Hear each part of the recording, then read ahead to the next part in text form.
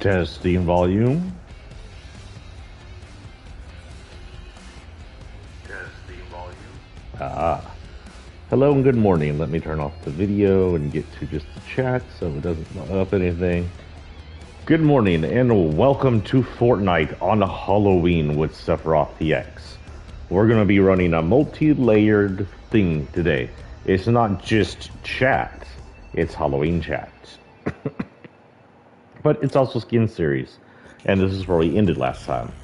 So what we're going to do is we're coming here, we're going to look at the skin and talk about its background, and then as we play, we're going to be talking about monsters, because I love monsters. If there's one thing I like in horror, it's a good villain, it's a good monster, usually a good villainous monster, whether they're human-ish or less so.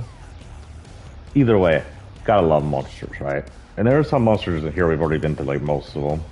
But I guess you could count this as monsters. It's corrupted. So this is... Oh, first I guess we should go through the item shop. Ooh.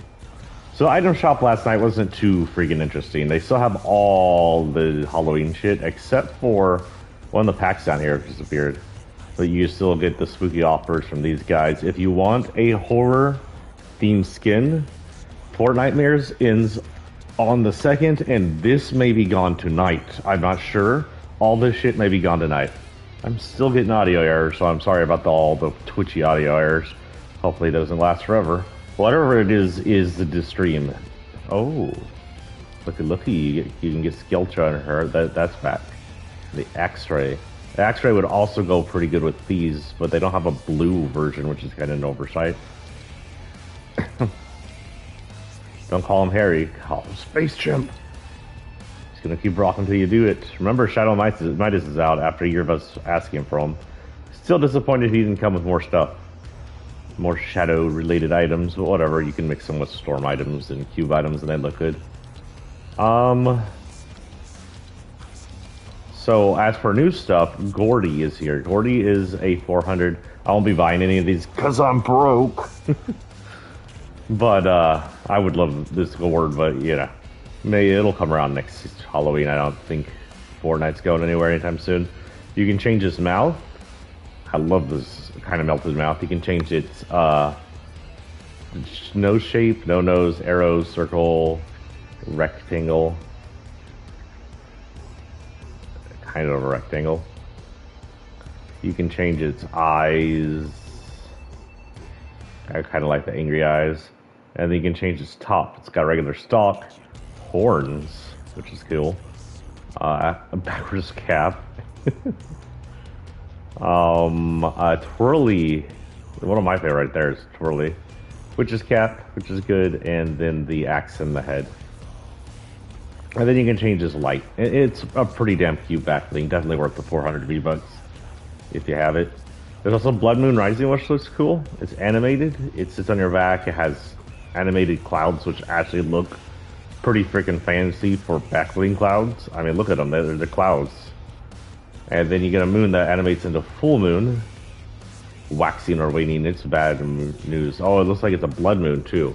A full blood moon. What would happen if a werewolf got hit by a full blood moon? I think we'll find that out in one of my future books. But that'll be way future. Maybe he'll shed all his skin and run around as a bloodied psychopath. I don't know. That's just something that came to my head. The witch is back. I actually like her a lot. The way she transforms reminds me of vampires from TV shows. But she also's got this, which is one of my favorite Halloween emotes. She's got this kind of weird geo axe. I don't know how this has to do with her witchery, but it looks cool. And then she's got this wrap, which really isn't my thing, but it's cool looking. It's got a thing on the front that when it's cut off like that looks like the cancer ribbon. Which isn't a bad thing, but it isn't the cancer ribbon, so it's like a miss. Anyway, Rosa's back. Jawbreaker and Teeth, that's his name, Teeth are back. Just Goo Glider, which I meant to get, but I don't thought it was a Lula. If you do feel like it, I don't normally like to beg for money on these things, and I'm not going to. You don't need to give me money, but if you feel like it, feel free to go to my description and go donate. If like one of everybody who watches me donates, especially in the VODs, I could go buy me some coffee, which I need because I'm a caffeine addict.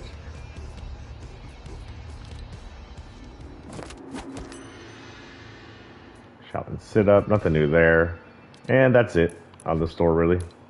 So here we have Shogun. Shogun, I don't remember when he showed up. I want to say it was the end of chapter 1, but I'm not positive with that. Shogun may have been ripped out of space and time by the rift from his feudal Japan era. He's normally got these just normal like samurai armor on, as well as a back bling full of swords. And I don't know if he originally came with much more. I think he had a glider and whatnot, but this version didn't. So I gave him just some katana. I think Deadpool's katana. Deathstroke's katana, sorry. Deathstroke's katana. I gave him this sword glider from the night, and then I gave him, of course, the glitch fall. Oh, wait. Glitch.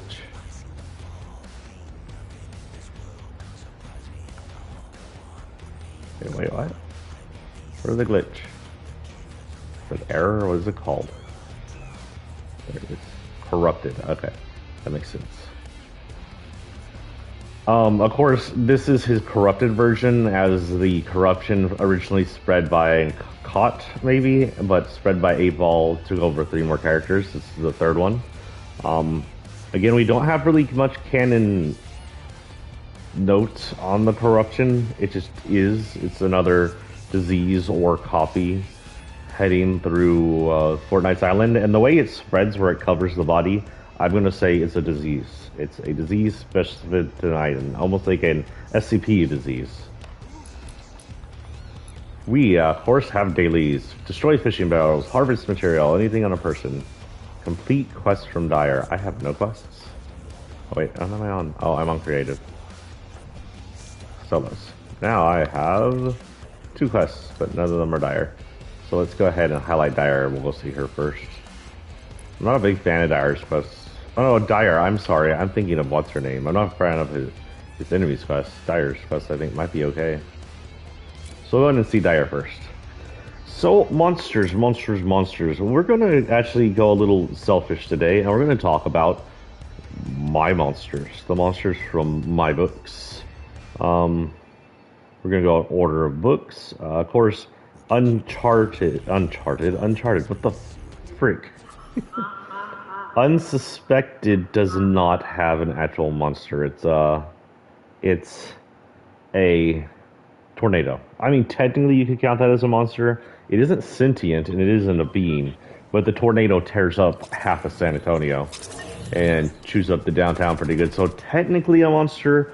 Give me your opinions, especially if y'all are watching VODs. Go to YouTube and give me your opinions.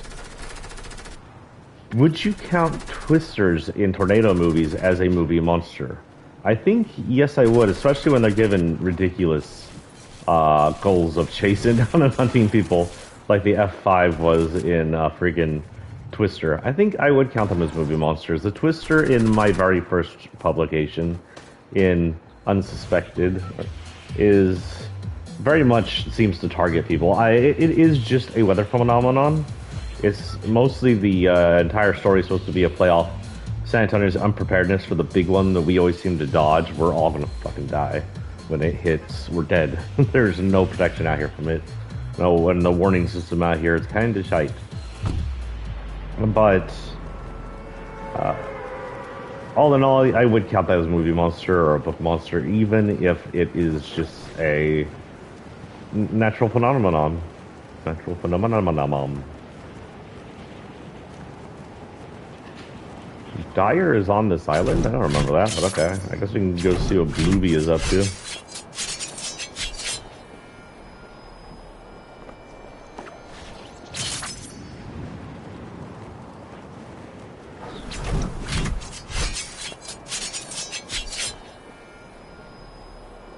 Someone's heading over with me.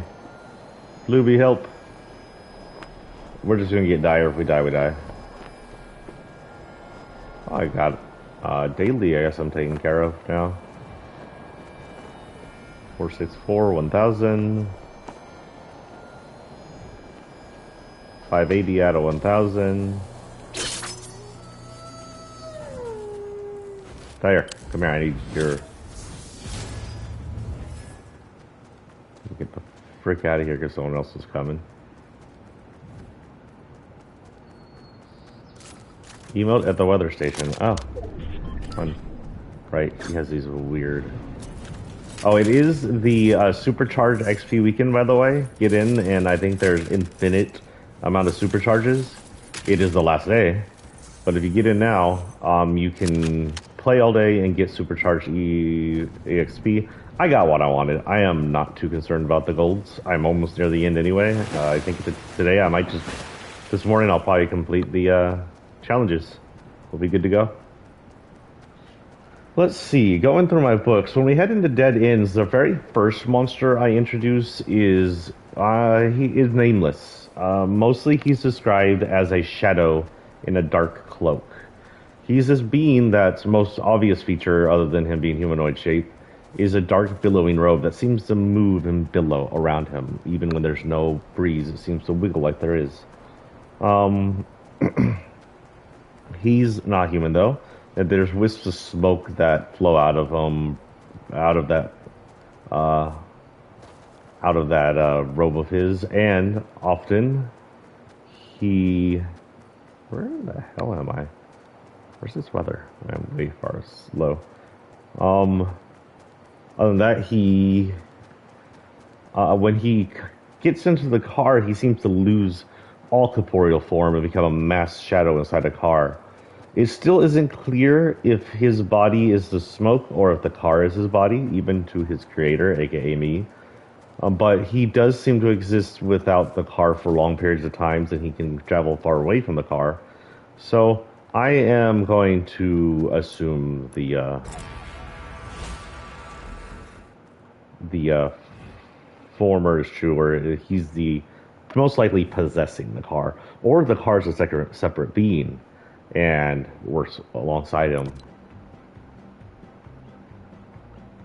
Use Drift, where the hell are you?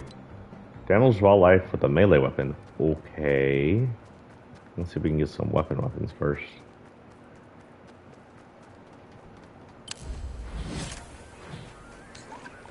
Okay, so I need to hit any wildlife with a tool. Assuming monkey over here don't count as wildlife, since he's sentient.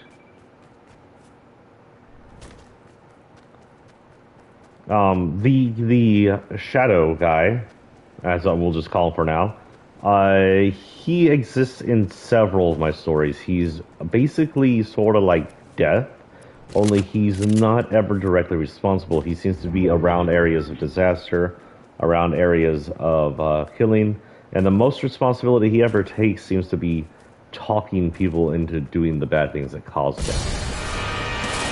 Fucking hell. Do I have to upload these spoops to my jump scares? Really? Okay, second one wasn't as surprising. I'm surprised they happened that close in between. Oh. I'm afraid to ask what that was. You know what we haven't seen? I haven't showed y'all the bunker. Now the bunker is going to be quite difficult to get inside, and it isn't that special. But let's head over.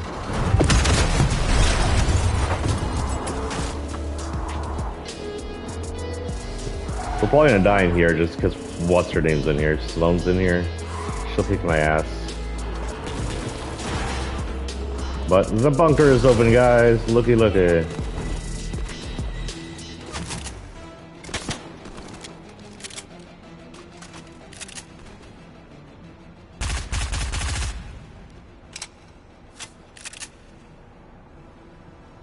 Hold on. Someone's here.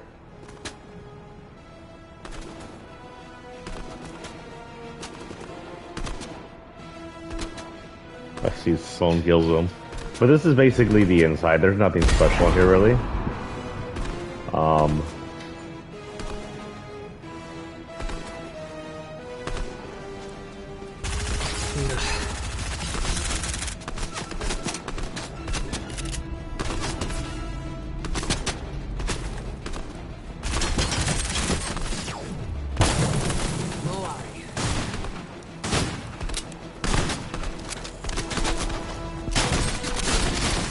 Sloane's got us anyway. Hey, dude, you could have helped me kill Sloane. I'm sorry, do that.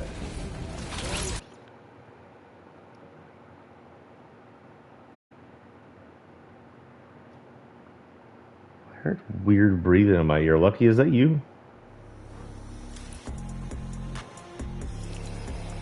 Was that freaking what's her name making that noise? Is my... Oh, my chat's off. My earphones are apparently haunted.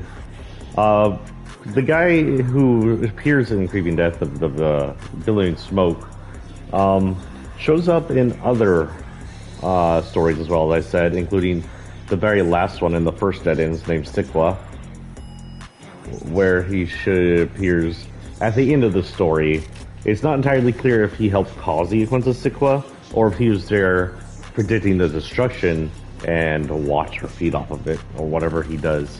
I do have a story of his that I didn't release because it was a little too close to a story named Needful Things from the King of Horror, but he had a major role in it. Maybe one day I'll release it in the future. I'm more comfortable playing off things that are little... I didn't mean it to be close to Needful Things. It was something that came out of my head, hit the paper, I finished, I looked at it and went, wow, that's a lot like that other story. I can't release this. They'll think I'm copying him or something. Maybe one day I'll release it. Let's see what's next on here. Oh, speaking of corruption, welcome to Corrupted Voyager. As you can tell, this is what that rap actually belongs to. As you can see the corruption on her face. You know what possibly happened? If this is the same corruption, because it seems similar, there's a chance she bring it back from space, because she's the corrupted Voyager, so she voyaged from space, brought this corruption from who knows where, spread it to 8-Ball, and then gave it to the rest of them. Space explorers. Space. I like space. 20 points to whoever gets that reference. Not spaces, what the frick?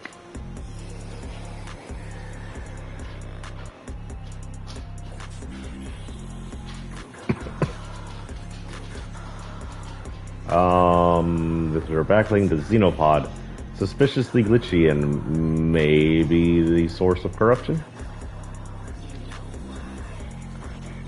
I honestly have no idea what she has. She doesn't really have anything, but I can give her these.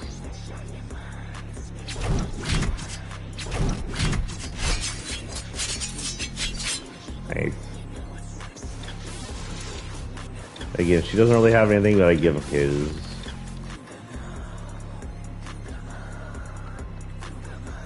Oh, I got glitch in the system anyway. Okay. Now, her background we don't know too much. There was the Dark Voyager, who this character was, and apparently came from the depths of space that landed on the island. And she's humanoid. She appears to be human, but we never really see under her face. We do see under another Voyager's face, the male one.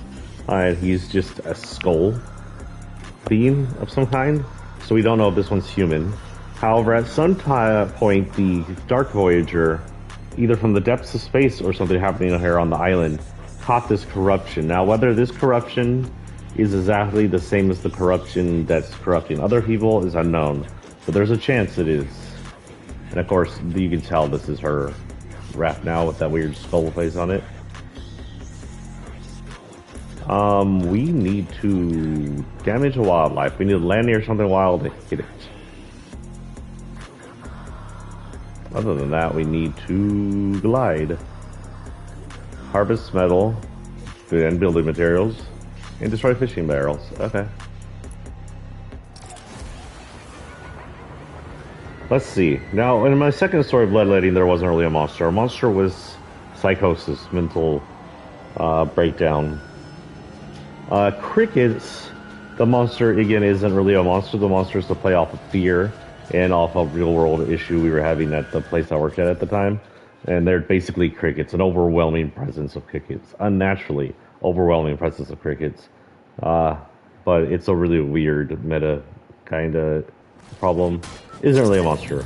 Now, Tall Trees is my next story that has an actual monster. And if you want to read any of these, you can pick up Dead Ends, Dead Ends 2, and Dead Ends 3 as virtual books or ebooks, electronic books, in almost all locations. I'm not sure about Google Books, but the other ones have them. That said, some of them sell them as paperback from my early days of trying for paperback, but do not buy the paperback. First, unlike all my other versions, the paperback costs money. The ebooks are friggin' free. My next book isn't going to be free, but these ones are. Second, the original books have no re-editing done to them. I released different versions of the ebooks to try to up the ante on the editing quality. Except for the third one, I haven't got around to editing it that much, just because life has punched me in the face lately. I just haven't had time. And I got around to editing this other thing for months. What the frick do we need to do? Wildlife with a melee weapon. So we're just going to hit over here and see if we can't. We're going to hit the thing. Usually there's a wolf or a raptor on my way down, so if at all possible, we'll hit that. Anyway, back to where we are. In Tall Trees, they are inside this area I introduced in Creeping Death, which will become one of my main area. It's a city called West Creek, which is ironically named after somewhere I've lived most of my life. But this city named West Creek is a fictional city supposed to be north of San Antonio that doesn't really exist once the stunted highway that is 151 stretches further north. But the city's supposedly ancient. It's been around for at least as long as the Alamo has been. Is probably has some pre-white person history to it, but I'm not going to give away all that yet. It's my ode to having your own haunted city. Stephen King has Castle Rock and a few others. I have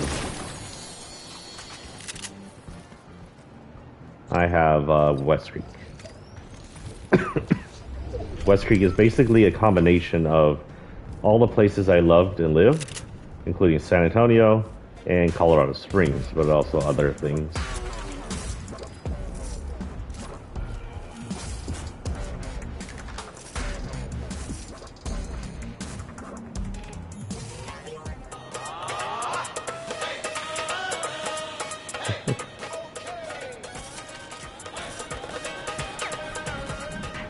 Sit here and watch him dance all night.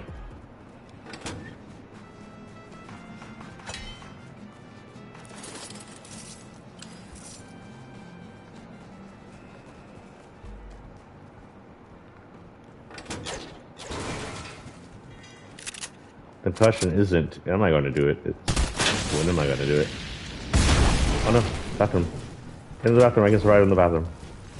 Oh, there's nothing here.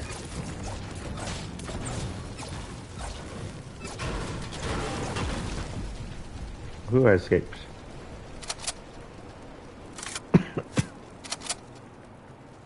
Remember, kids, in real life, don't hide in the bathroom and place in the fire. It's not going to save you. Fortnite.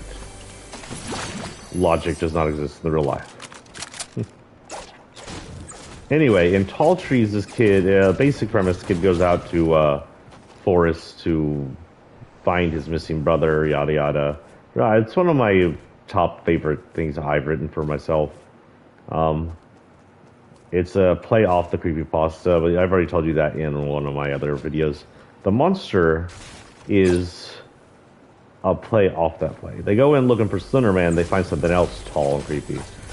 I call it the Tall Tree, that's all I call it right now. That's its name, mostly named it after the name of the area. The forest it's in is the Tall Tree Forest. It's a, what is the name of, what the hell? Oh, there we go.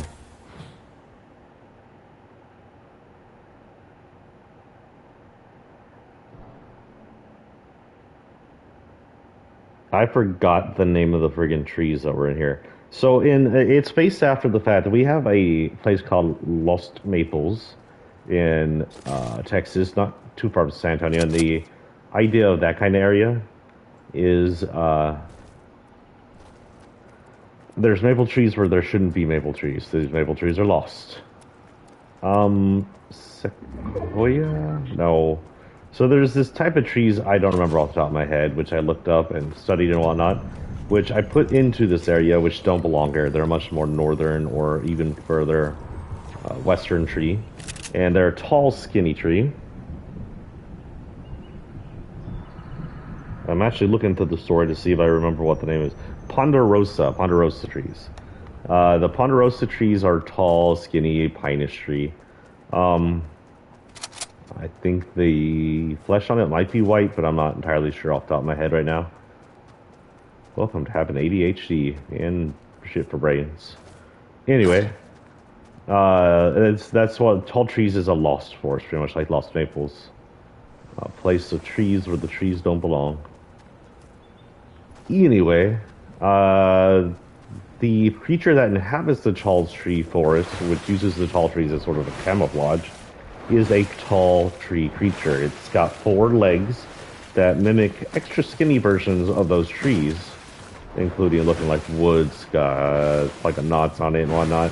If you have it sitting amongst the forest, you're probably not even going to notice the 4 trees. It takes a while for the character to realize something's going on with these trees. They're showing up everywhere. The creature has a body that is only described from the bottom as appearing as thick foliage connected at the top of the 4 trees. It's not very well seen. It's always seen in the dark or under some kind of blurred, vision. And the 2 times it shows up, the vision is skewed, so you don't really get to see it, or the person's panic, or both. And it has a kind of hanging tail or other body part that appears to be a string with a spindly ornament caught on the bottom of it. That spindly ornament can move. I want it to sound disturbing. So the spindly ornament can actually grow, move, and twirl, so it can capture and break appendages of its captives, freaking them out, making them more vulnerable as it pulls it up towards its mouth. Its mouth is never seen. The main character in Tall Trees imagines his mouth is this humanoid-looking mouth. Oh, wait, I already have. Maybe I should do this. Full of human teeth that are all flat for grinding its victims. And this is what he imagines. And that may or may not be what it truly is. I haven't actually figured that out myself. but it does seem to chew its prey and release a lot of blood from the chewing of its prey from what little were allowed to be seen in the story. The creature can move incredibly fast, or camouflages, and is so silent that sometimes it appears to. There's a point where the creature seems to teleport in front of the player, or in front of the character, without him realizing it. Though he's not really paying too much attention to it at this time, so he's not sure if it's really teleporting, or since he mistakes the trees, he's just not paying attention.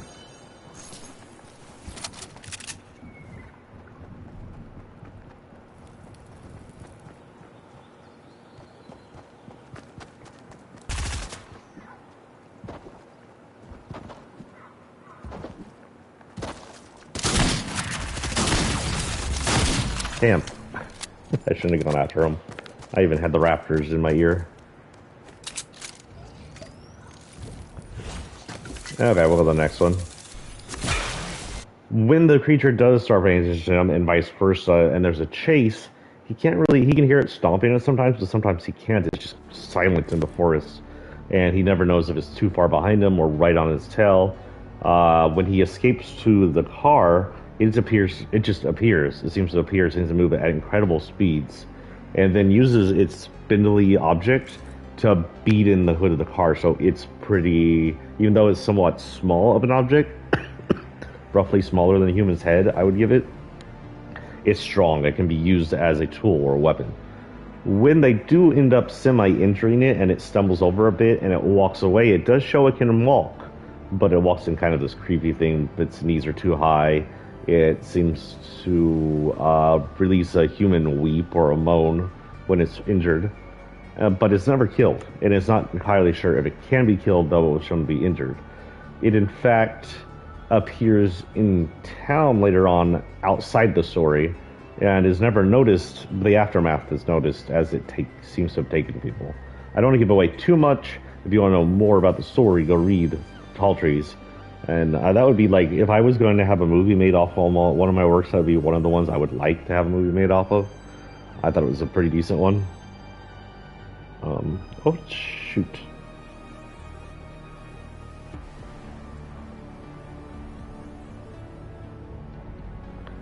So let's see, what else do we have here?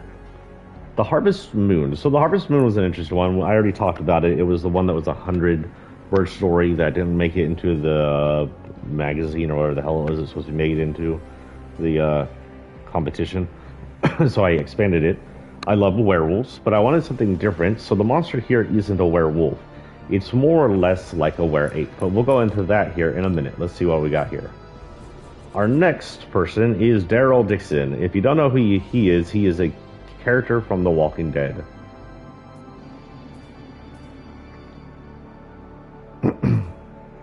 Wait, what are we? Yeah, it is Survivors and Arms series. I'm just gonna put Arms to see what happens.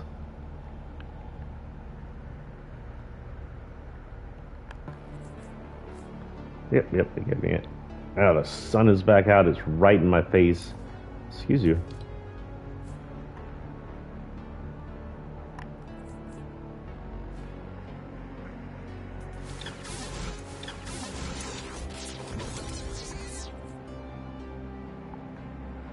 Right, they don't have a glider. I don't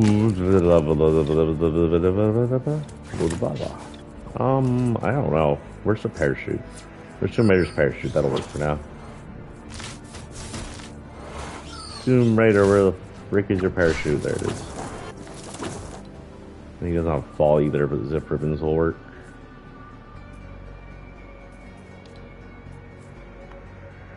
Don't think they have these either. So you know what? We'll just give them randoms. Allow random to show off for a minute. Daryl Dixon is a character from The Walking Dead. He is one of the original casts. As far as I know, he's still in the show. The show is still going. He never quit. He never died. He was one of the main survivors. He was picked up part way through the beginning of the show, and he's been with them since. He's a good person as far as I know. I have only watched the first 2 seasons-ish, and then I kind of just fell off the storyline. maybe season and a half. I don't know. I kind of fell off the storyline pretty early, and I never watched it since. I think he was sort of like a Motorhead or something like that. Not Motorhead is in music. Motorhead is in he could fix bikes and whatnot.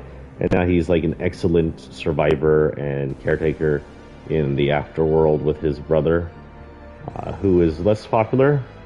And I honestly can't even remember what his brother looks like off the top of my head. Is that bad? But of course, this actor is now pretty famous even in video game era. He was in the PT trailer for the Never Going to Happen Silent Hill that got screwed over by Konami, and he came into the Death Stranding. Hideo Kojima's What the Fuck game.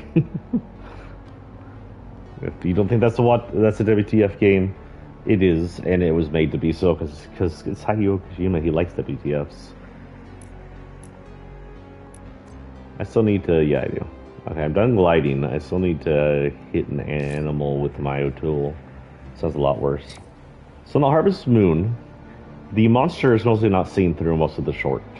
She's running away from it. She's swimming away from it. She's dealing with physical exhaustion and physical damage just from the run. But it is seen when she collapsed from exhaustion and injury and from a wound it gives her. It's this monkey-looking thing, roughly human size. It's got sort of a baboon face, but not quite. It's definitely part human, definitely monstrous. It's angry and violent, as wares tend to be in these monster ones. It has no seemingly sentient human left in it, or it does, and it's very little of it, because it does recognize it and obeys its brother. But its sentience seems to be scaled back to maybe angry infant, maybe angry toddler, who knows. It's extremely well equipped. It's got some sharp ass claws. At one point it tears a hole in her abdomen right down to her intestines, which partially spill out.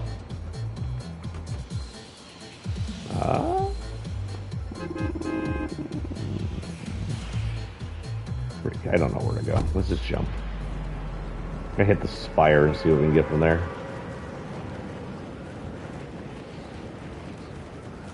And it's supposed to be sort of a gross and overwhelming monster horror, and not so much creepy and unseen, but in your face. So WTF, I don't want to see that.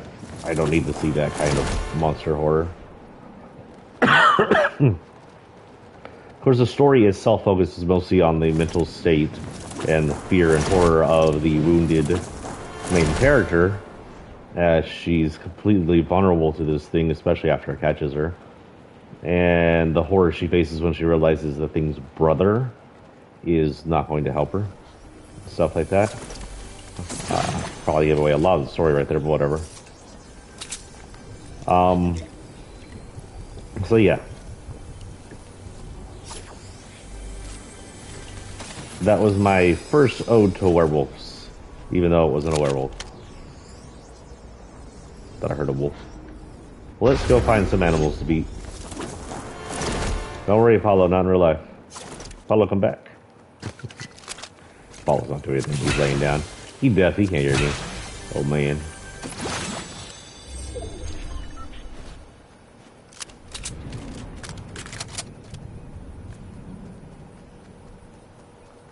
Oh my god, the sun is gonna blind me forever. Oh, little monsters, come out and play with me.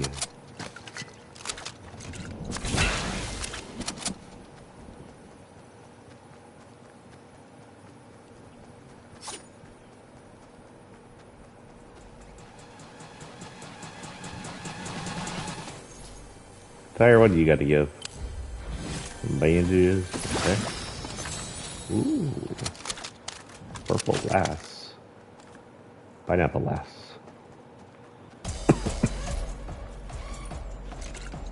Do that, do that, do that.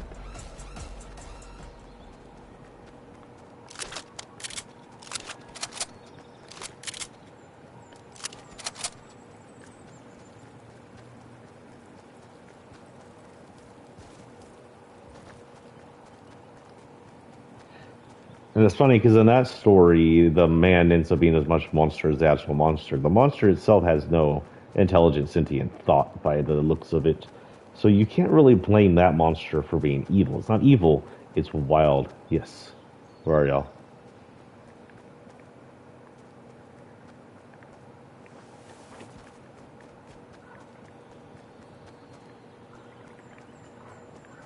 It's just permanently in my left ear. I'm gonna go get killed by a raptor. Let's go hit it. I think there's one like right here somewhere.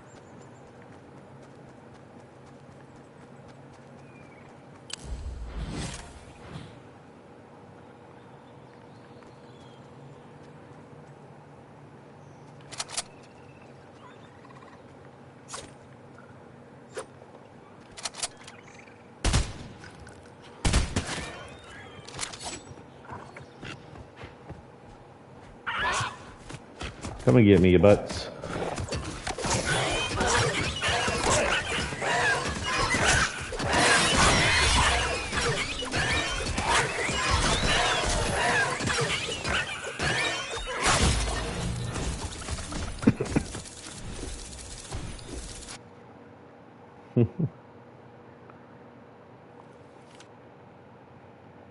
Well, that was that. We knifed a raptor to death, and then his brother killed us, or mate, or whatever. Next up on our list of skins, we have Demios. Demios was and I swear they need to make this series an actual series so we have them together. This was darn it, what are they called?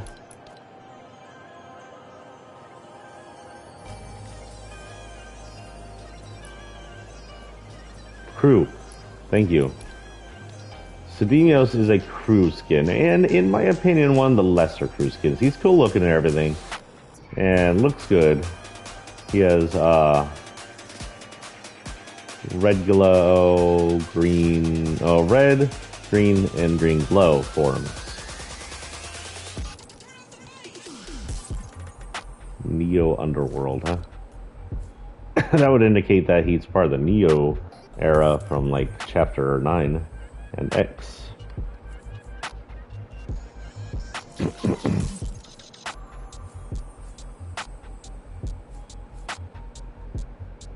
Yes, this is his blade glow version. Oh, excuse me, holy cow. Again, I think this is already on glow version, it is.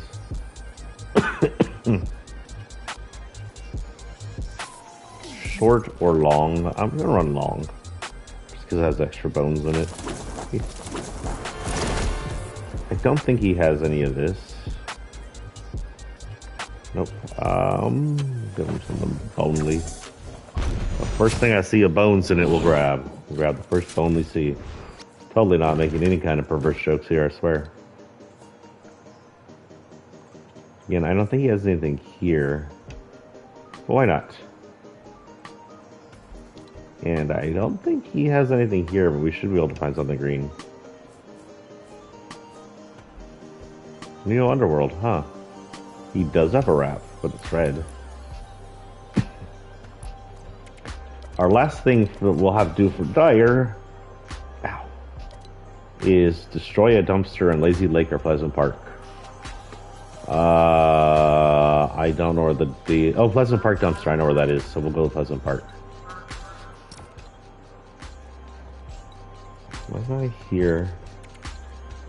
Let's see. Oh no, terminal montage release, just something about Undertale. Nice. So if y'all didn't check it, my last Undertale episode came out yesterday. It's now on YouTube and currently in the VODs until it's pushed out by my other videos. So if you want to go see my terrible attempt at voice acting as Papyrus, as Sans, or one of the other dozens of amazing characters in probably one of my favorite games ever to ever have existed, I recommend go watching it. It's fun. For me, at least. Maybe not fun for you. Maybe you'll watch 10 of it go, oh god. vomit and then throw your phone out the window, and then realize you shouldn't have thrown your phone out your window and just delete my channels and dust off your phone, and hopefully it's not too scratched. Who knows?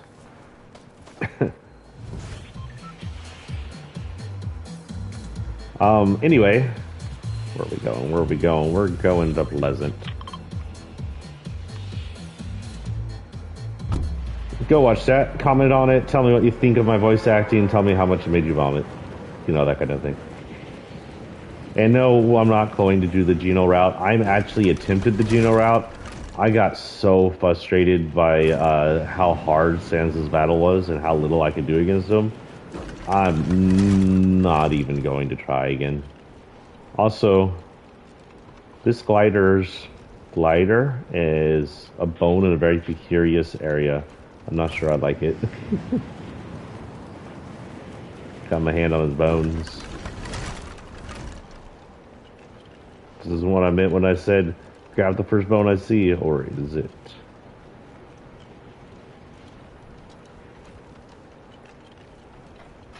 Okay, there should be a trash can dumpster thing relatively in this location, right?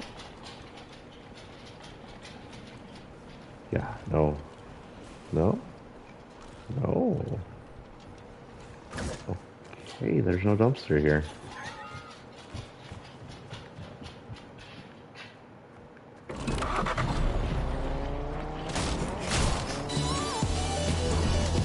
I honestly have no idea where the dumpsters are.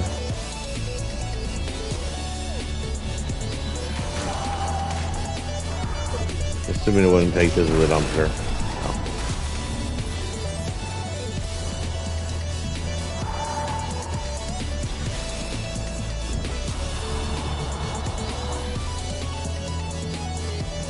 There has to be a dumpster in this location somewhere, right? I can't say destroy a dumpster in this place and not have a freaking dumpster.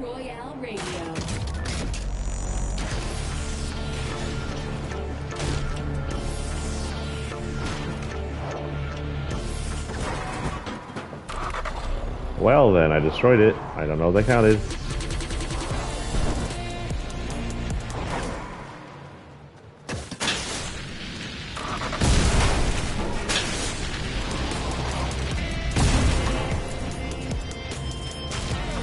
That doesn't seem to have counted. Too lazy lake we go, because I ran it over instead of killing it. It either didn't count or it's going to count once we die. Either way, let's get lazy.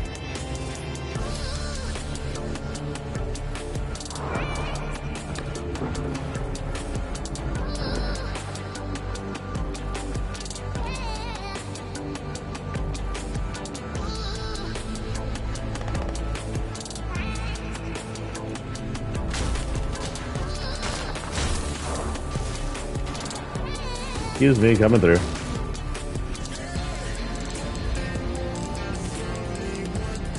So if I was going to ask for a graphical update on this game, it looks pretty, it's good. But its destruction could use a little more detail. Like, just a few more particle effects when I run through a fence that shows a fence falling down. Or shows this thing being knocked aside, instead of just crunch and dust. That would be my best idea I can think of for improvement on this game. This game's pretty damn perfect.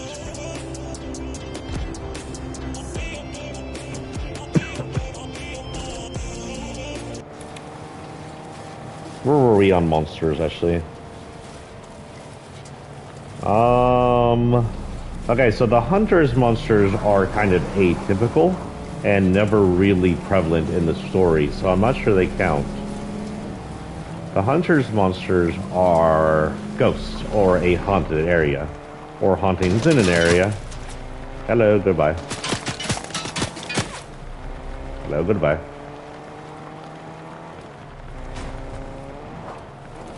Okay, so the dumpster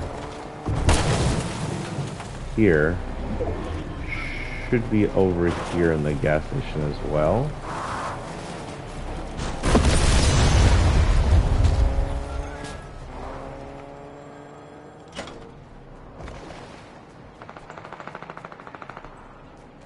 Or not.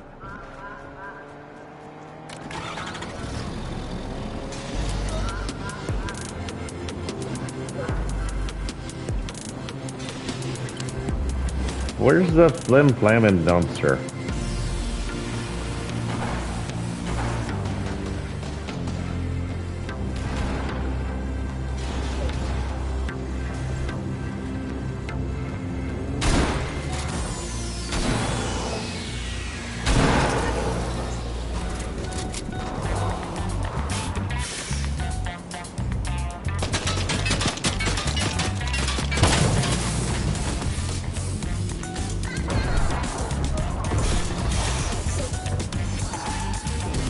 No dumpsters over here.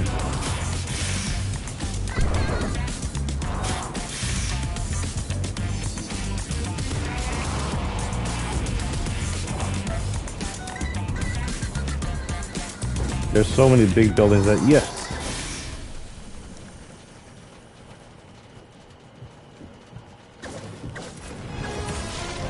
We're done. Okay, so yeah, running over, it does not produce the desired effect.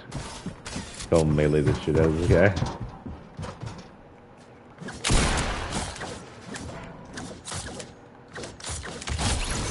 What exactly were you doing there?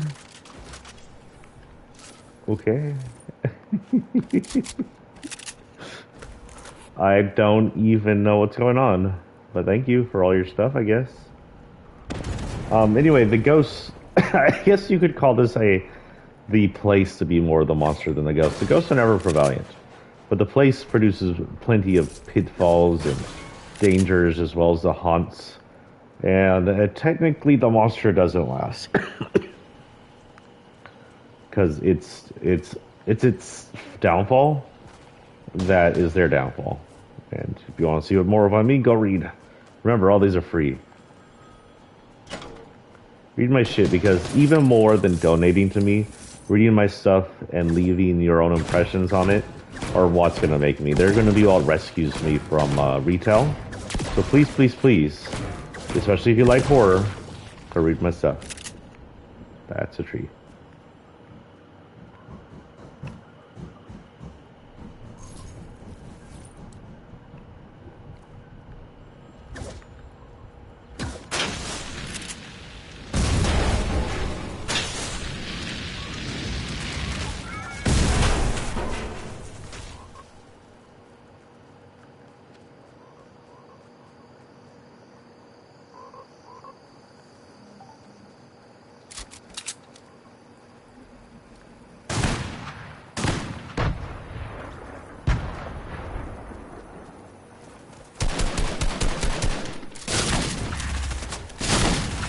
Oh, damn.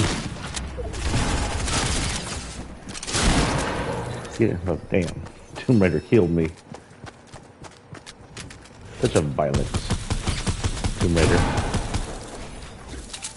Why can't they be like more like Indiana 08? Why they can't be more like Nathan? What's with Tomb Raider and shooting? Tomb Raiding and shooting people?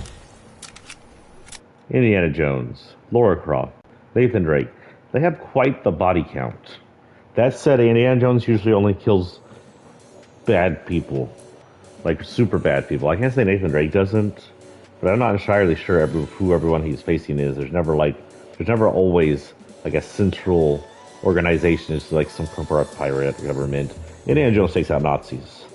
And Tomb Raider, Lara Croft takes out cowboys with a heart-on against her.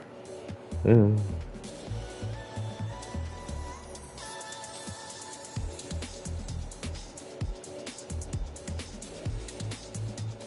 Looped doesn't entirely have a monster.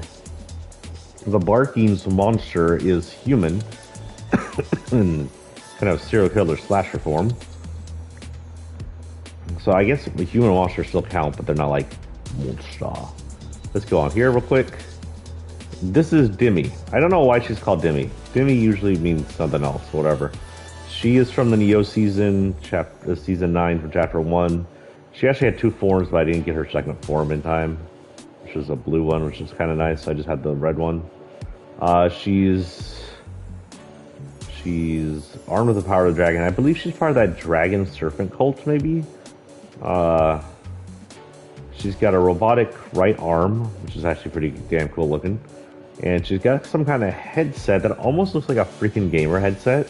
I know it's probably meant to be something else, but this is a headset that looks like something I would friggin' wear while doing this. She's got sort of an Asian outfit on, a Chinese dress, very, very high riding. And stockings, high heels, very cool looking aesthetic. Like, story-wise, no idea. Armed with the power of the dragon, that's all we really know. I don't know if she's ever had any kind of story background, I don't remember it. Scarlet, dragon, let's do dragon. Really?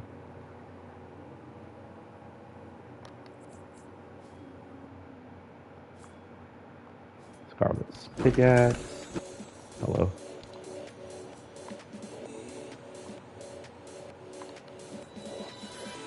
Her back bling, which is weird because her back bling was like 2 tools and she gets the 1 tool, and it's very weird. Didn't realize it was animated before. I don't think you could see that in the PS4 version.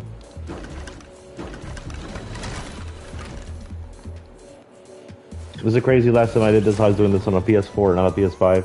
This is her glider. It's very atypical standard glider. Don't think she has a fall, by the way, but we'll see. No fall. Yeah, buzzsuit. We'll just give her fireworks. Actually, we do have like a Chinese lantern thing. There it is. Chinese lanterns, just for the hell of it. Just for the halibut. Do I like halibut? I don't know. I don't know if I've ever eaten halibut. No, nothing there. Looking for something red. Oh, fire. Give her this. She'd actually go well with the crimson wrap, actually. So if we go down towards the bottom, we have an old crimson one somewhere around here. Damn, it's no longer at the bottom. Not that one. That one. Ultra red.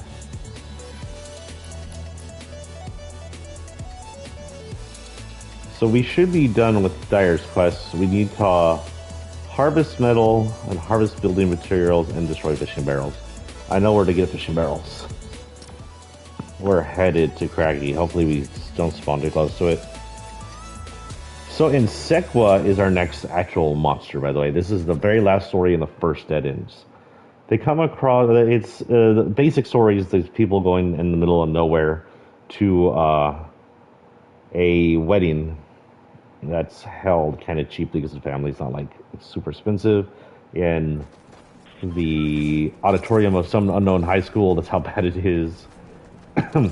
They go out to this kind of in the middle of nowhere, kind of super conservative area, which is not actually part of the story as mentioned, but by the time they get there, everything's gone to shit anyway.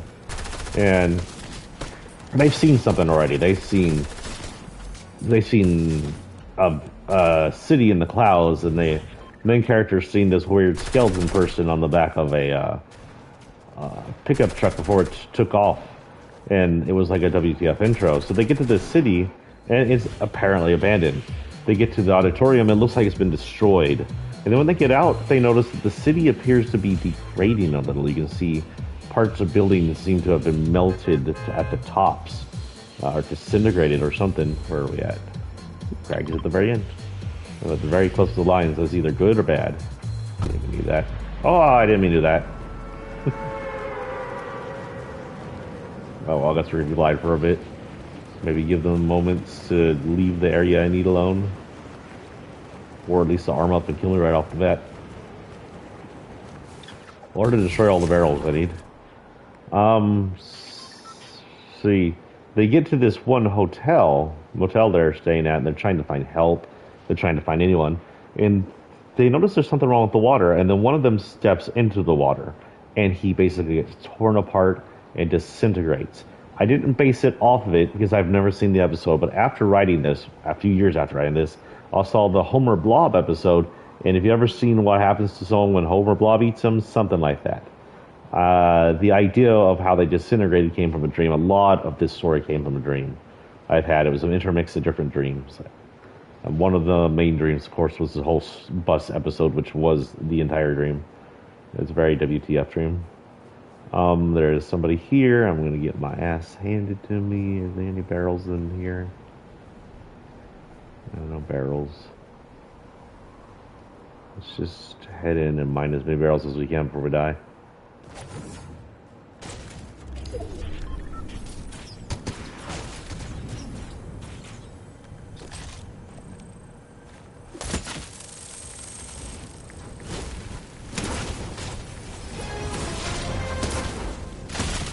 Oh well.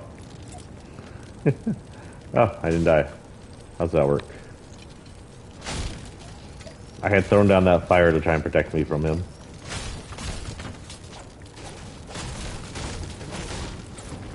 Harvesting building materials.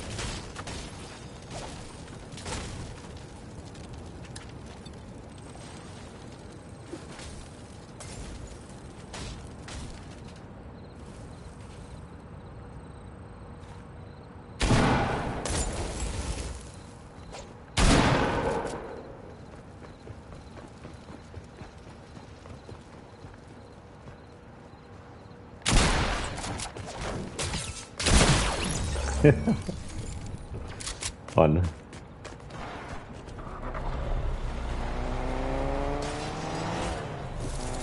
We could do that zombie mode where we're just nothing but health items and melee weapons. What do y'all say? I say we go zombie mode after this. See how much damage we can do. And we jump scare people too inside loops if we get into a loop where it's tighter and there's somewhere to hide, we'll hide. That sounds like a fun mode.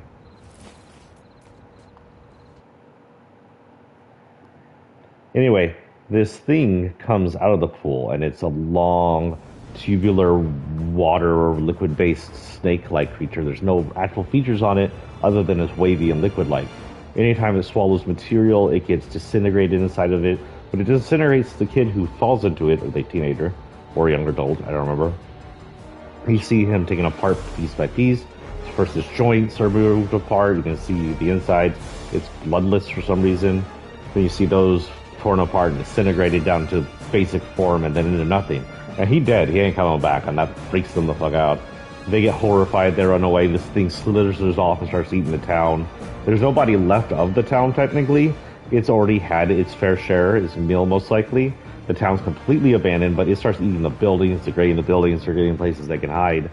And by the end, there's only one survivor, and he supposedly kills it by blowing up a gas tank right next. Oh no, you know what? There's him and his brother.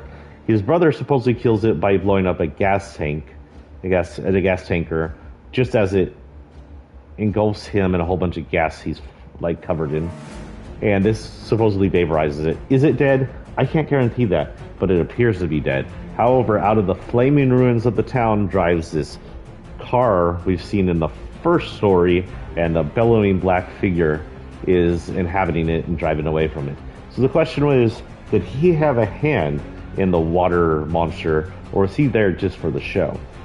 That, again, is not completely known. And that pretty much takes care of the monsters in my first novel. I wouldn't say Sequoia, I think her name is Sequoia, would be another one I'd like to see become visually represented. I want to see the people torn apart like that in video form.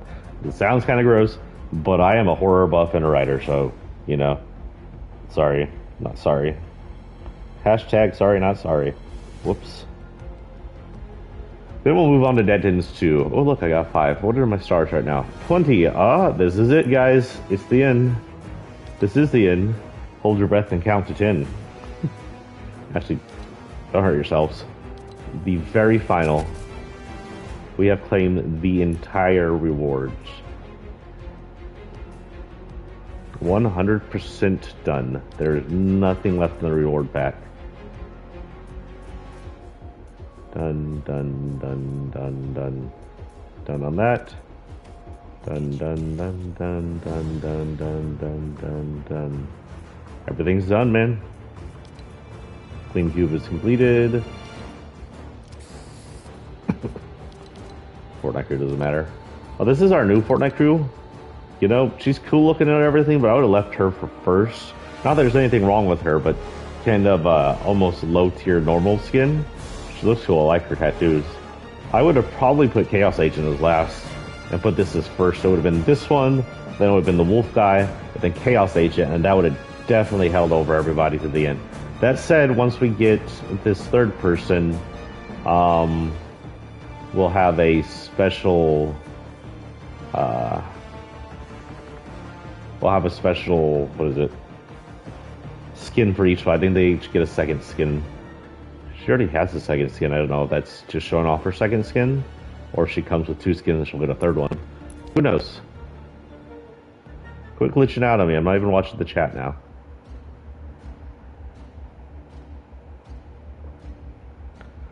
So next up on our list is Derby Dynamo. Derby Dynamo has 3D forms. I don't know what to say. Just try and put her in the penalty box, which makes her sound like she's part of, like, what are they called? Derby racing or something like that? Or you drop on the skates, race hardcore around the rack. There's a little bit of physical contact, but of course you're not supposed to, like, try and kill your opponent. There's her normal version, which looks like this. Kind of cute. It's got the armored top, belly showing, short shorts, thigh-high boots. Those are like thigh-high shoes almost. Those aren't stockings. Typical knee braces, which is funny because she doesn't have any elbow protectors. And a cool-looking helmet. Then she's got a kind of a minty form. It was even called minty. Same thing, colored in kind of the minty form. Makes her look very kind of 70s. And I don't know why, but that color on lipstick is a no for me. Then we got Demon form, Flamin' Dynamo, where she's now part of the Demon group. She doesn't have a story, but obviously she came into the island most likely to perform in a race or like the competition like this.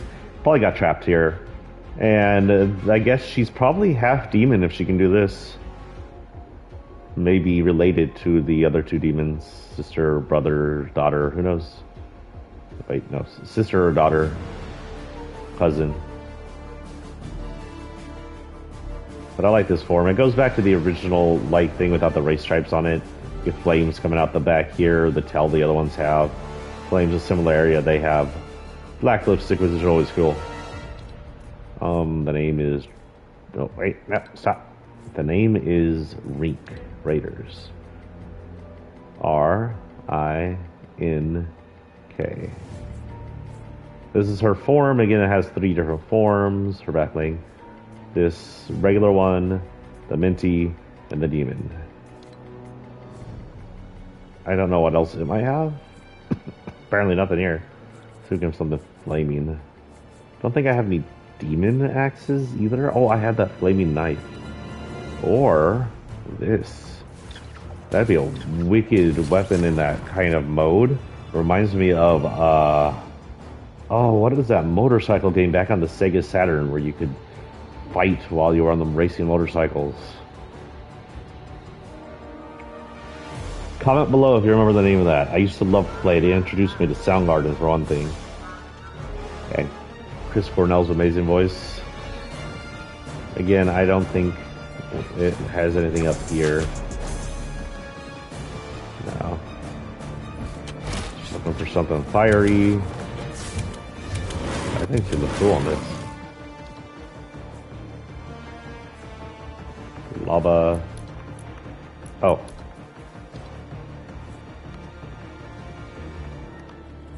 It probably doesn't, but a bunch of other ones do. But we'll just give her this because it's right here. And we need to harvest building materials and harvest metal.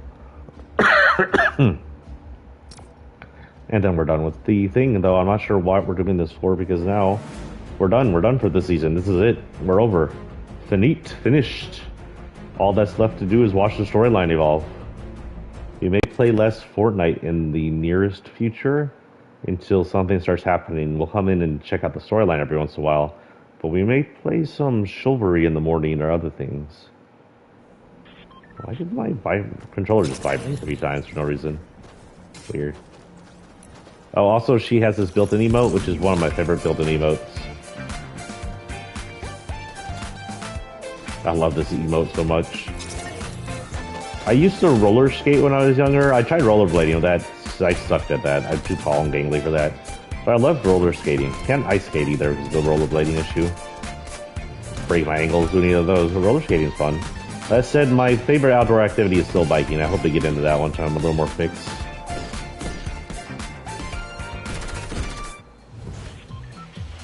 Kind of wish you could strap that and skates onto any character. If they released that as a separate emote, I'd probably end up buying it. So we have the second dead end. So what are we doing? Just heading as far away as possible and getting what we can.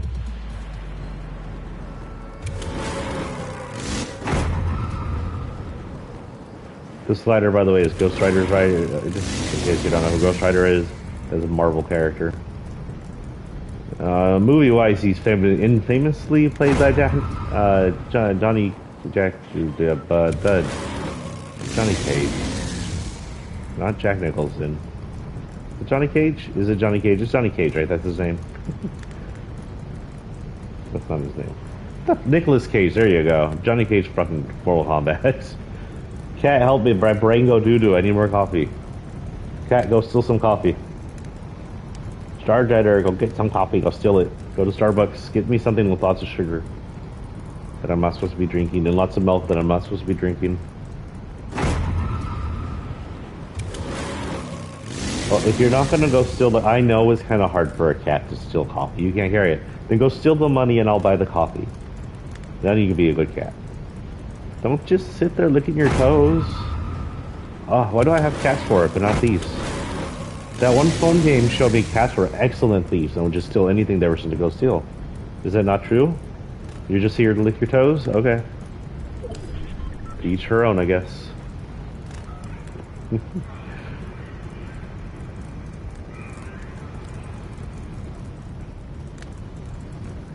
Okay, let's get to harvesting.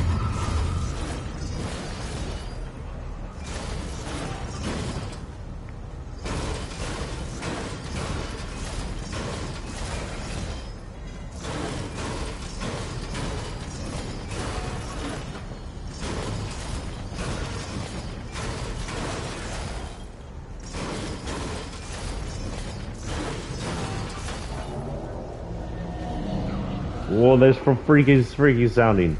He's on the beach. Leave me alone. I'm not fighting you.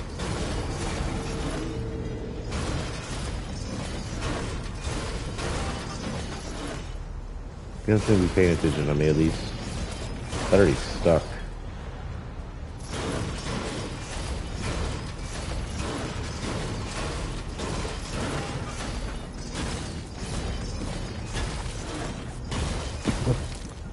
Okay. Why was that one connected to the roof?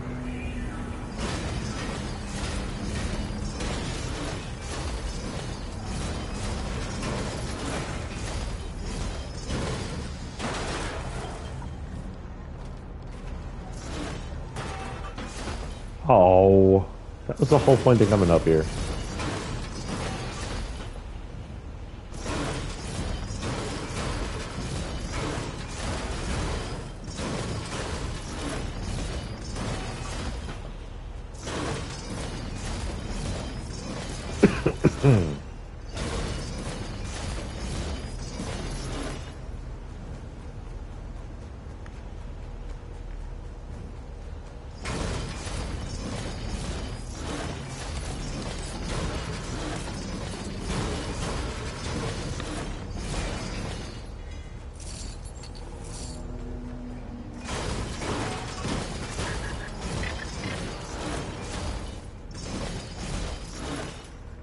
That ain't metal.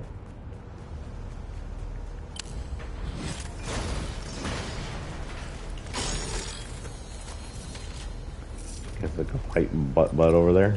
I don't think he attacks you unless you attack him. I'm sorry about my throat. There's apparently something in the air today.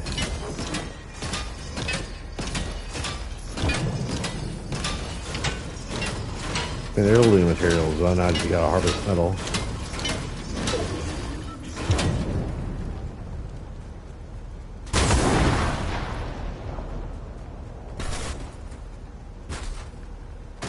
Wait, we're inside the circle. Where am I right to? We should be close.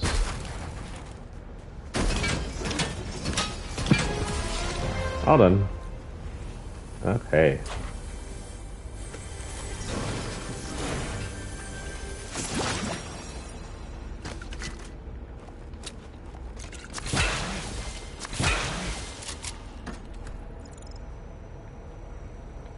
Adjust my chair, hold on. Nope, not like that. There. Now I'm sitting.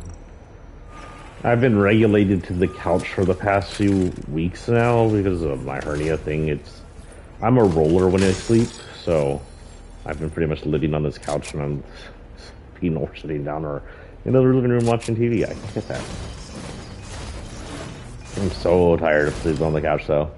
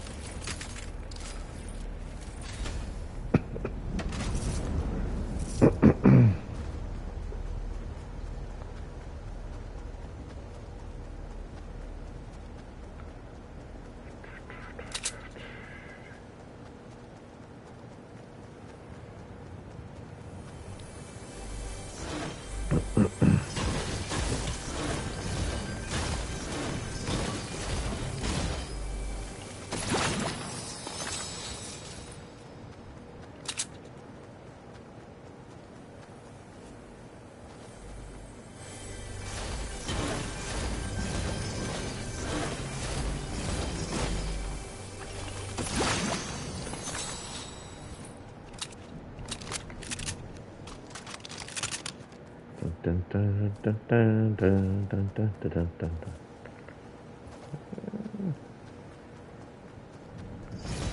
Let's go do our plans while we're here. I think we're done pretty much on the missions. Hey, look, he's got 3 buns. Now he got no buns. Well, I guess there's 2 buns left. No buns. I censor those buns. I censor your buns too. That's skinny and non-existent. I know there's one left. I have questions.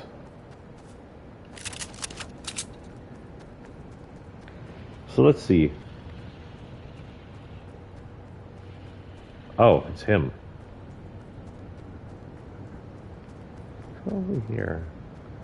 Let's see what he's up to.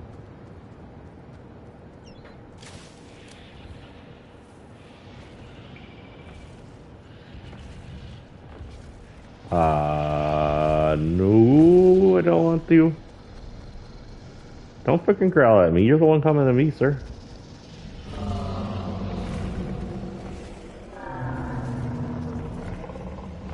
Oh, he's walking away now. I kind of like that he's invisible. It makes him so much more intimidating. If he's just a big monster walking around, he may not be that intimidating. Okay, so in the first chapter, why the heck is my phone light backlight so low?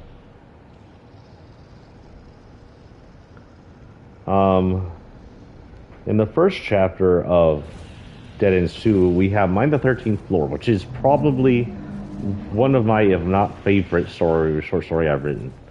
It was basically a horror fan writing a horror fan story.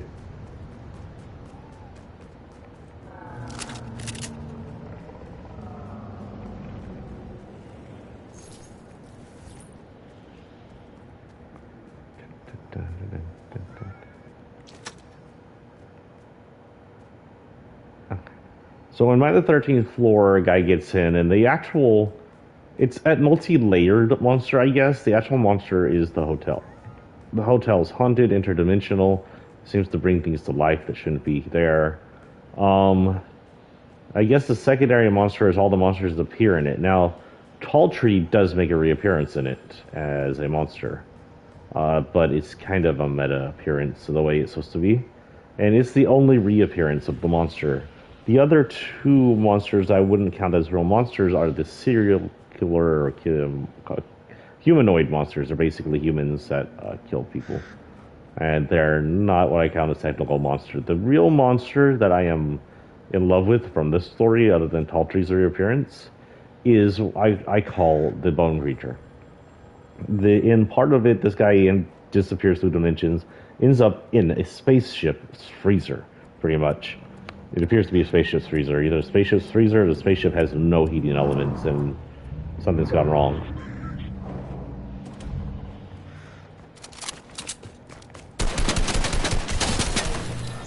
Yeah. Surprise, mother.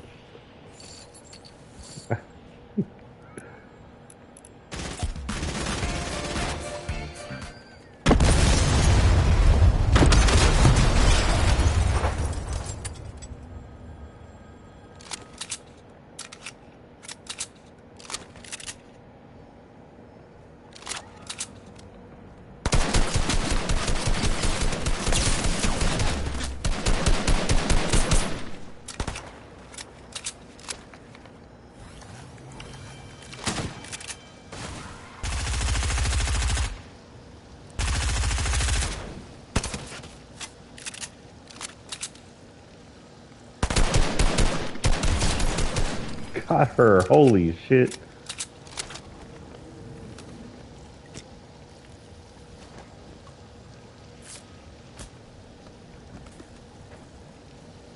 That'd be a good game mode, actually. Zombies versus humans, where the zombies have plenty of places to hide the humans can't get into.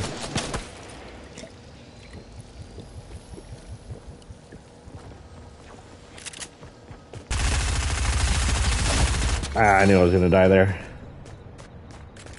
Why is this gas station so freaking popular? And the zombies can't pick up weapons, but can hide and have maybe extra strength in their melee attacks, and the humans can pick up weapons but only have one life. And the zombies can respawn. In fact, respawn them in hiding areas. Back to there. Hello, Queenie. Kind of disappointed she didn't have a purple cube form, but it's still good looking. Still, she's part of the cubes. You think she'd hold at least the gold and purple forms, if not the blue ones, since the blue one's one we corrupted.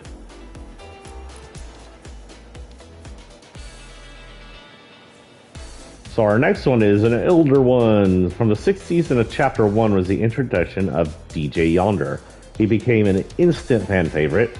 He's basically the Daft Punk of our island. He probably runs half the radio stations. Twin turntables, right?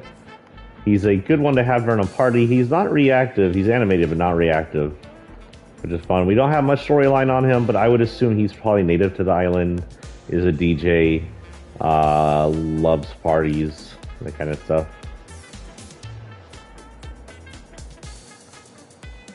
He actually has 2 for this new. I don't remember that being on the back there. There's some kind of lawnmower or something on his tool, but I can't zoom in.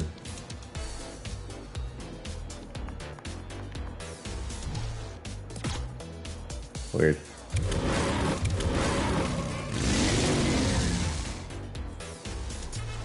This is his original glider.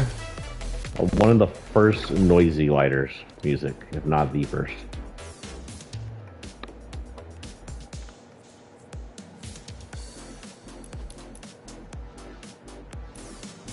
Oh wait, there's one more thing he has. We'll go ahead and replace this one right now.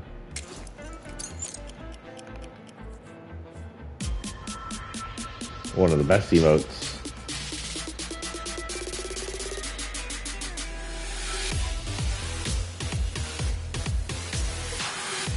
He used to be a mixture of like Marshmallow and Daft Punk. He had the light up. He had the helmet that looked very Daft Punk, but the light up clothes that looked very Marshmallow. I'm assuming Marshmallow has light up clothes. I think he does. I know he has a light up helmet. Whatever. A mixture of all those masked DJs. Also, I love his pink shoes. We are done with doing Doodly, so we're just gonna play and go through the skin series, I guess.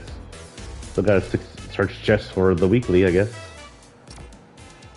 But yeah, the bone creature is in this cool area. He goes in, he finds some dead people that are frozen, and this thing that I can only describe in my mind, though I described it a little better on paper, as a silverfish made out of twisting, turning, skittering bones comes at him.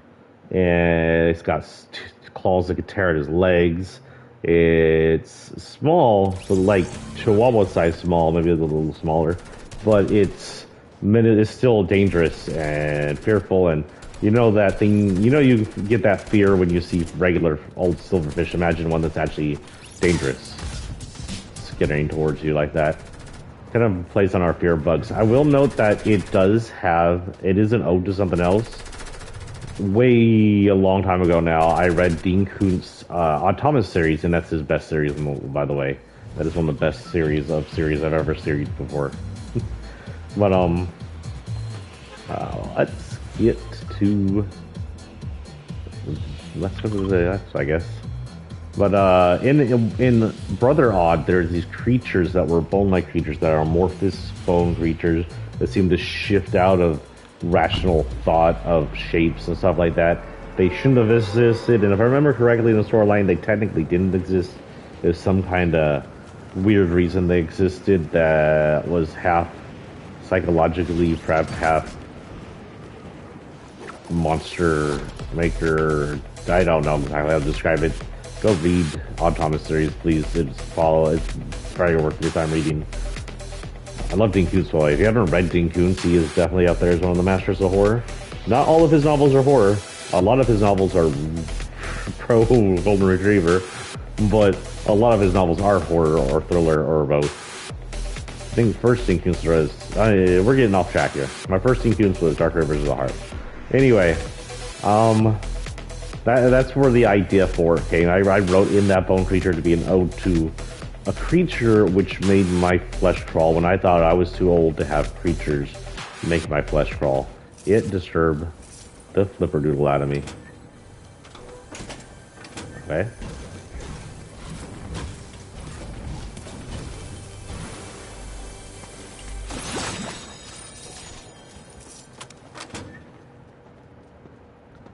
Is that gonna be the only chest here, really?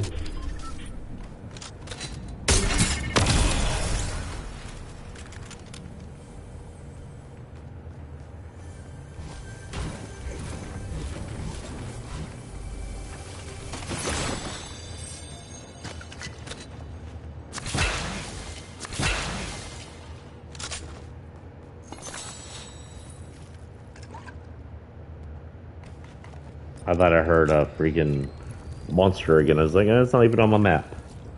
There's a rift nearby, but I don't think I can hear it this far away.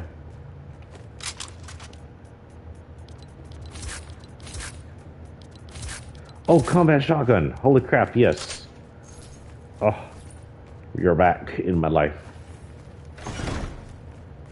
Hello, SCP slash anomalous thing of some kind. Did you do anything yet? Nope, you just die. I killed it. Y'all can go back to not watching it.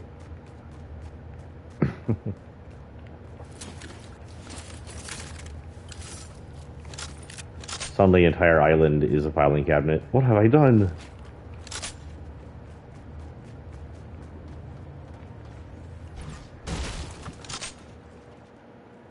Why is this so loud down there? This...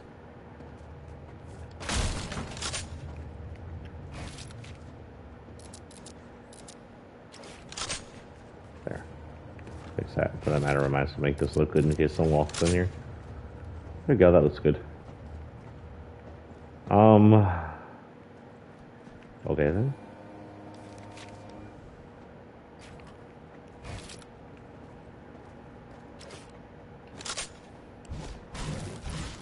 How can I make this fit? I need to get up here. So if I do this, I do this. And then do this. This goes to the front door. That'll work. Just for the hell of it. Just for the hell of it. Why are you so angry, fish person? Jesus, rabbit person.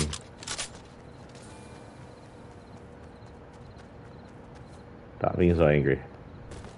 I didn't put on TJ Honder's rap. Whoops. Whoops-a-doodle. Okay, back to where we're at. Oh god, why did I go into the story? Um, the Demon of Sleep Street monster is unique, as in, you don't see it most of the time until the very end. You never actually see, we're told through the first person of a character, the entire storyline. And it isn't until he asks one of his victims slash the people he's destroying for other people's safety, what they see when they look at him, that we realize he might not be 100% human. And I call him the Demon of Sleep Street. I don't know if he'll ever be back. That wasn't one of my favorites I ever read, but I did think it turned out well. Oh.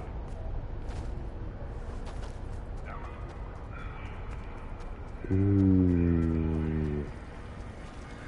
If we can get a freaking scythe, we can play around in zombie mode even better. No scythe. Yes. Scythe. Okay, now I can really do zombie mode. Melee only.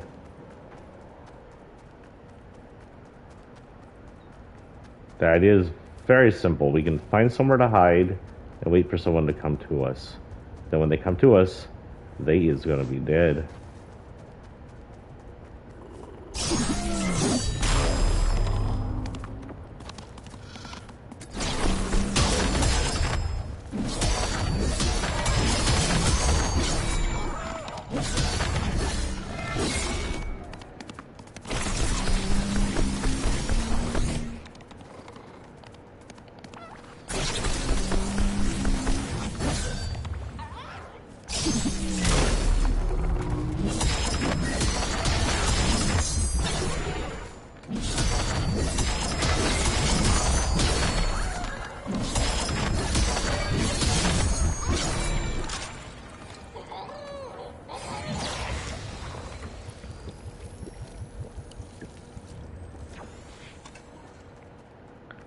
Need more health items to do the zombie thing, but this will allow me to eat people's powers too. There's a gas station up here, but it's really close to a thing. But we'll go hide here. Then when people come by, we'll be like, boo.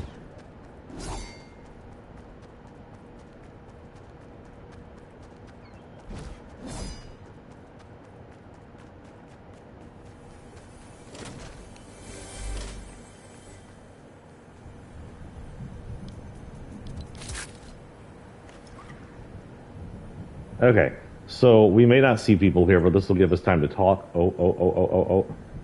Come on in. Nah, poop. This will give us time to talk, and we'll move in as the storm moves in.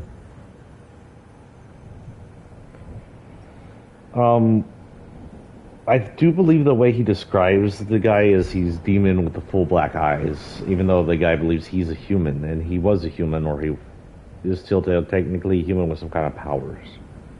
Then we move on to Rabid. Rabid is a story I'm actually working with the second story, which will be a longer book. Rabid, the monsters are animals, or technically the virus rabies. The idea is there's an overwhelming natural force that's created to be stronger and more deadlier thanks to the rabies virus. But, so they're overwhelmed by this unnatural force that's killing them. The force happens to be inside a bear and a dog. The rabies virus in this is not a natural virus, a natural rabies virus that makes them super strong, ultra violent while acting like the mind killer the rabies is, but keeping enough mind to be able to attack the humans. It's more or less the animal zombie virus, which is what rabies is. Well, rabies has a much bigger detrimental effect on the mind to the point of making them almost useless at a certain point, towards a certain point in the life, whereas the animals who are affected by the rabies virus never... Oh. I forgot I was doing that. Never actually end up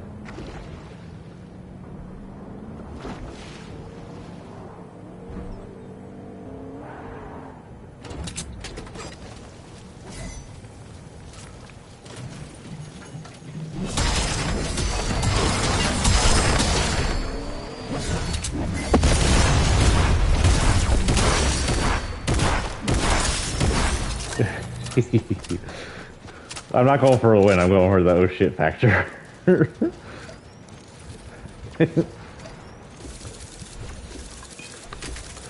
If only we could get those every time.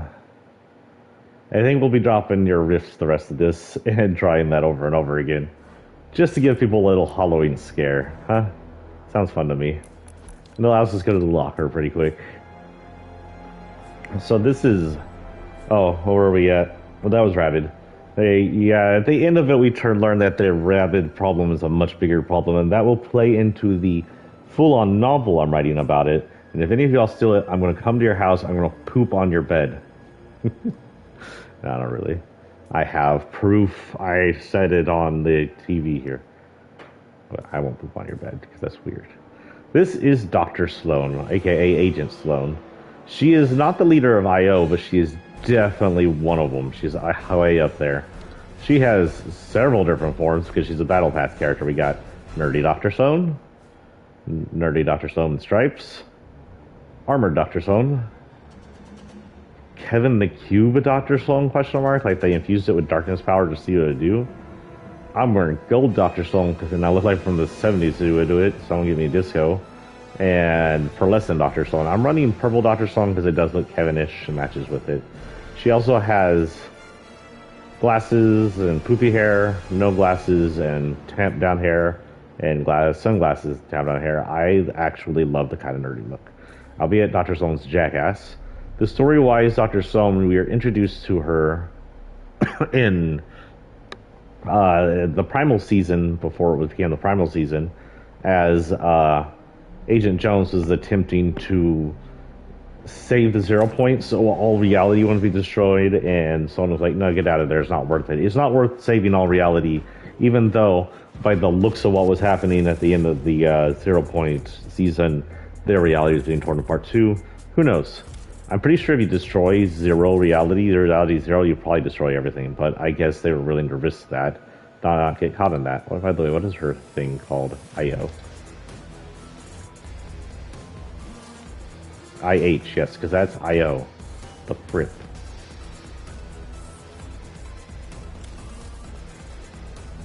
Okay, what was the second word on there?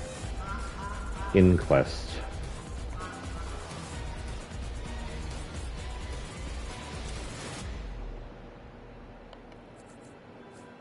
I.O. Inquest. The orchestrator cannot be changed in design, unfortunately, but is a backpack for her.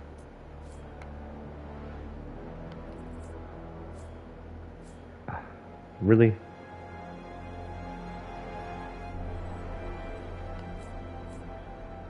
This is her I.O. Eradicator. Again, doesn't come in different styles. Cool looking sword. I would like to own a sword like that. I'd like to get a creation for my collection.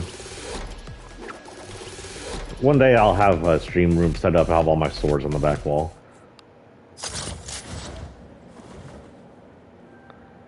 This is her stealth glider. Actually, one of my favorite, just regular kind of gliders.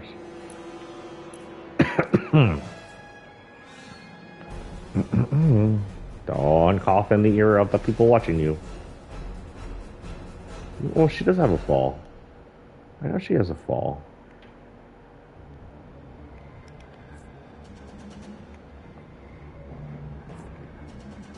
What happened to her fall?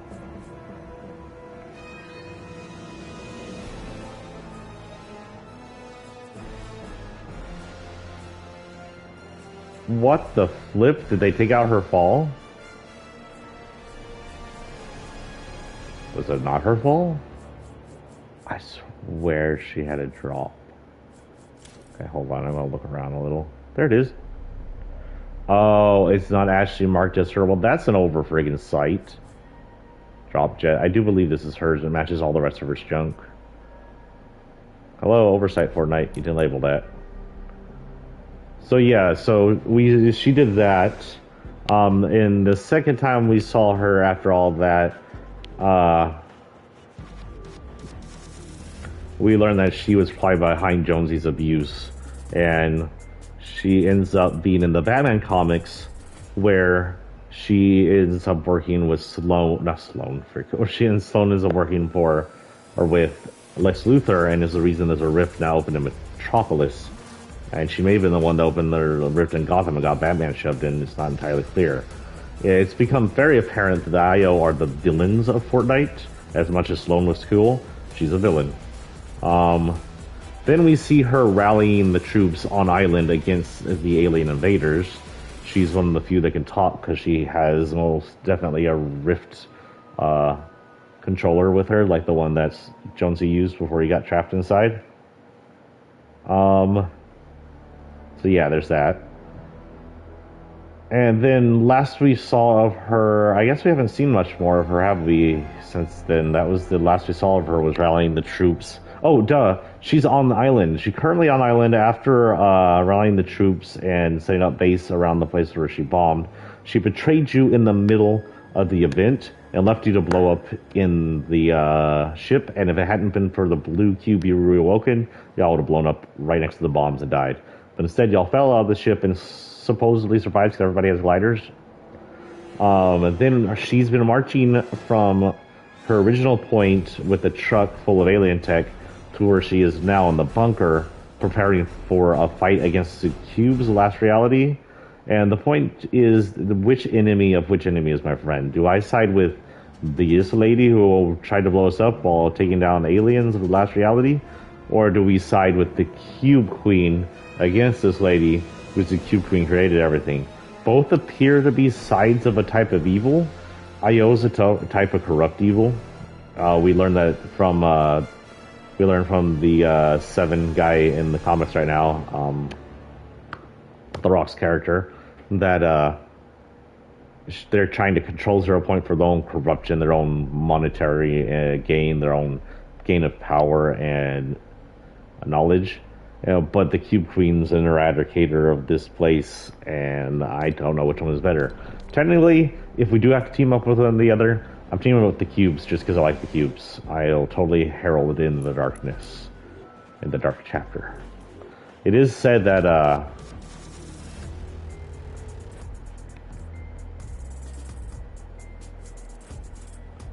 okay, that didn't work very well. It is said that the Queen has something to do with the next chapter, other than sending us there, most likely. And that said, we have 30-something days left on this season, so this is the end of the chapter. Goodbye, Fortnite Island 2. We've been on this island for as long as you've been on the first island now. Chapter 2 is now going to be a little longer than Chapter 1, most likely because we had a few seasons that carried on a little longer than normal, for some reasons. Go in, we'll continue the zombie play. Go off somewhere, get other weapons, try to get a rift, a rift, scythe, and just go fight people with it. It'd be easier to hide in somewhere and then jump out at them, but at the same time, I can just hide. And if you saw, people didn't see my flashy butt behind that. I should have probably snuck up on her, though.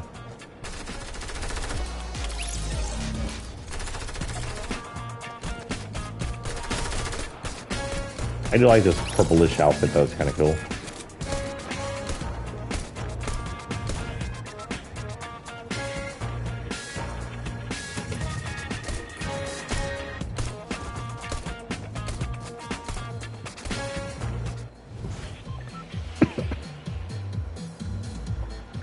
So, distance but near the rift would be this way. I can get here and I get that rift.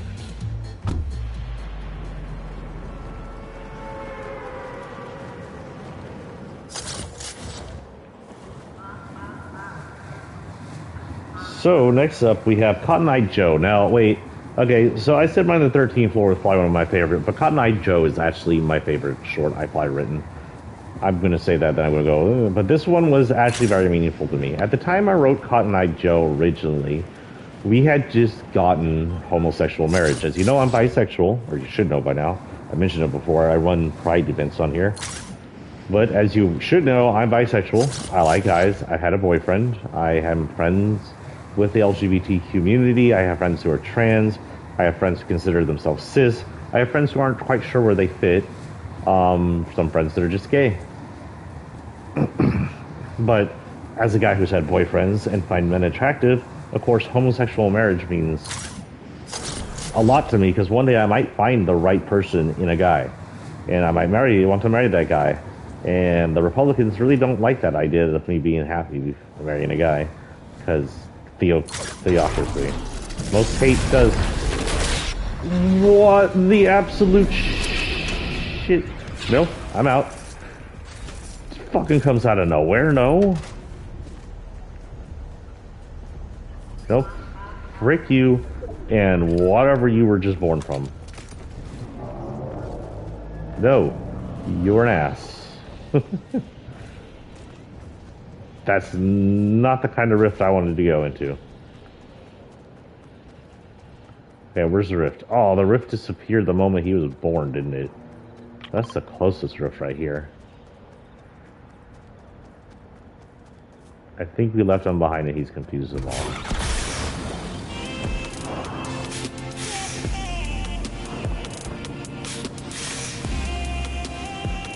So we'll head center, dead center. Ooh, you know, we'll head up the spire. The spire might have something for us while we're here.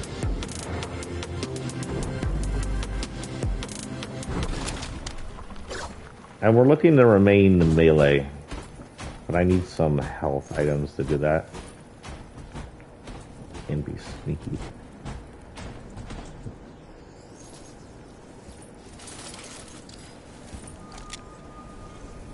We're getting these just to fight off anything that attacks me that isn't human.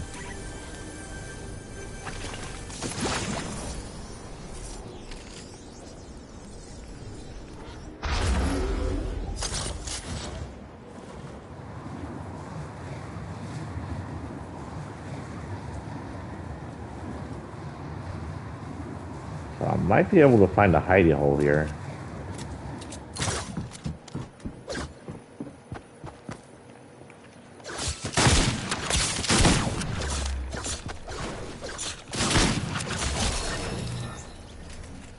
No idea if she was human.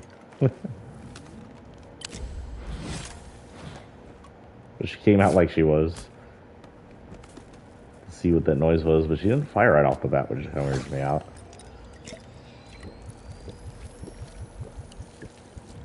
Zombies 1.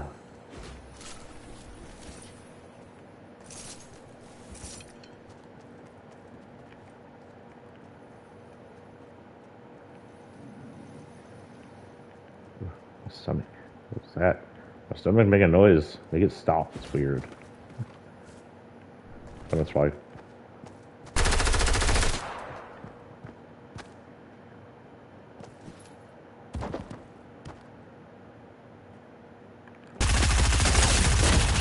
Oh, he had a pretty good weapon. This zombie is a good zombie killer. Sorry, rules are on fighting NPCs like this. Fighting any players or apparent players as zombies. I didn't get to actually spook him because he saw me. No spoopy. So in Cotton Eye Joe, by the way, let's get into that. The creature is a being made of hate. Oh god, let's get out of here. Oh. Okay, let's get to the next person and we'll explain it. Our next person is Doggo.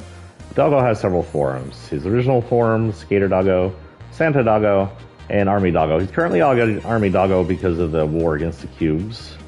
But he may turn into Santa Doggo here in a couple of weeks, in a month or so. For December. Grumble Game. Let's call it the Paw Patrol. We'll just hit gang. Gang is easy.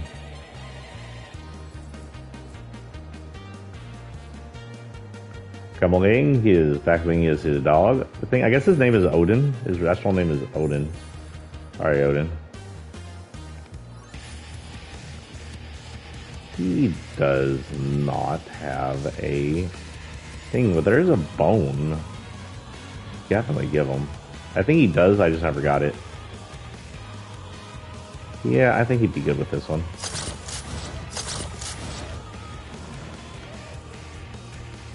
Again, he doesn't have...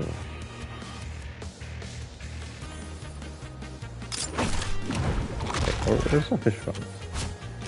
Some fish bones.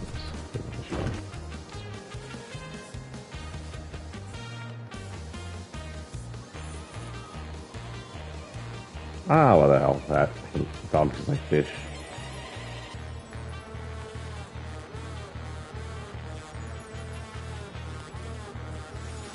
Oh, wait, what?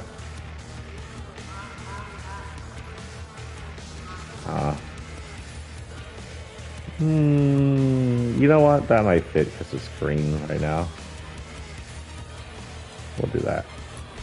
It even has the kind of rainbow stripes that it sure has, but not quite.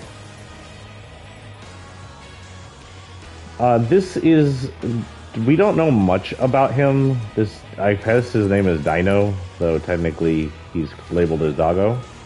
Dino? Odin, sorry, not Dino, Odin. I'm dyslexic. Says he's a good boy, that's all he is. He came, and we do know he's a skater. He's seen skating around the island. He's obviously half human, half dog, so I don't know what happened there. He may be from another dimension. Who really knows? If you know more story about him, feel free to infer below. We can assume he probably ported here from a dimension where half dog human things are normal.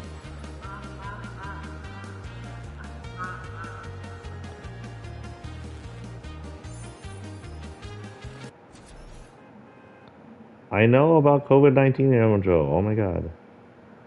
My surgery place keeps going, please review COVID-19 info, and I already have.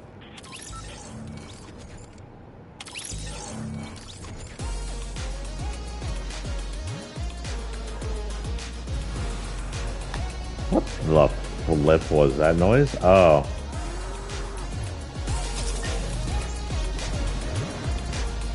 So, in Knight Joe, the monster created is a monster of hate. He's a monster created of Southern hate, where the South hates a bunch. Basically, he is an humanoid blobuser creature made out of mold, poisonous mold-looking stuff, and that's the best I can describe. You go in, you get a better description inside the story. I have more time to do that. When he mostly appears, he appears as a hateful person and or the people around him that are related to what's going on in the hate around him. He feeds off this hate, he lives on this hate, that gives him his power, it gives him his form. When he takes a person's form, he looks like that person but sickly. And then he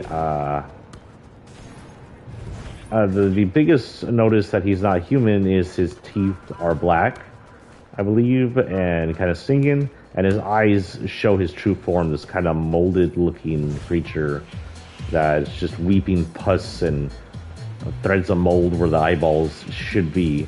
And the way I described it, Hope, sounds a lot more creepier than that and gross than that because it's supposed to be. And he is definitely a creature you don't want around, and the fact that he's created by the Southern hate is why he's supposed to look that gross, because the Southern hate, the hate against the transgendered, the hate against the homosexuals, the hate against racists for that matter, it is gross.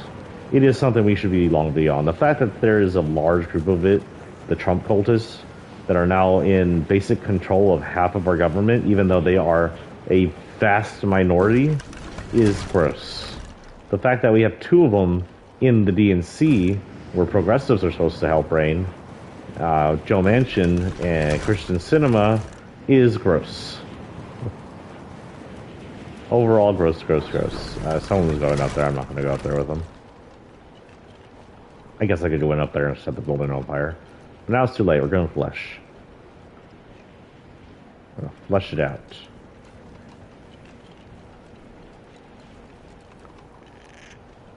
Ugh, that was creepy sounding. I know it was a llama, but it was unexpected llama. No one expects the llama-quisition.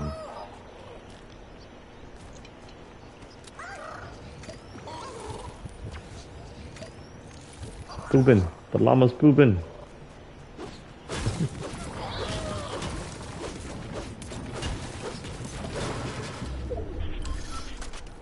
Okay, again, this is mostly for fighting against non-character NPCs, like the zombies that keep popping out at me, and certain large monsters of certain forms.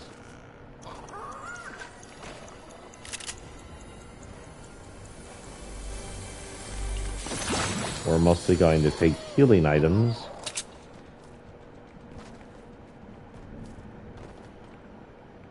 If we can't, oh, no chest over here.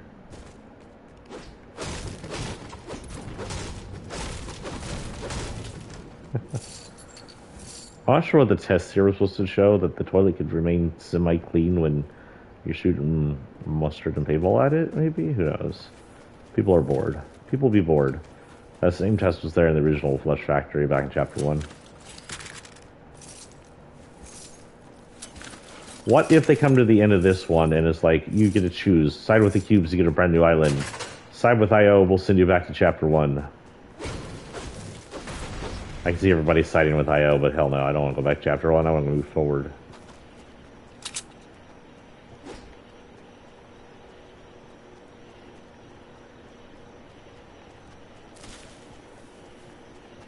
Okay, moving in zombie-like. No guns against people. Makes it harder for me, but whatever.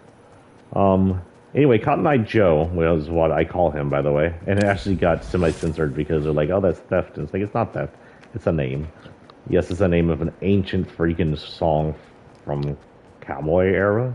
That has been overly used in... Oh, hey, hello.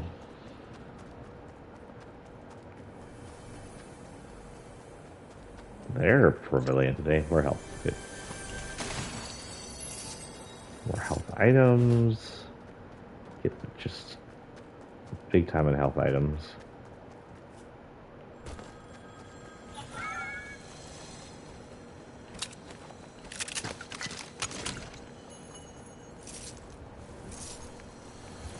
Okay, we want to move into the circle and sit and wait inside the circle.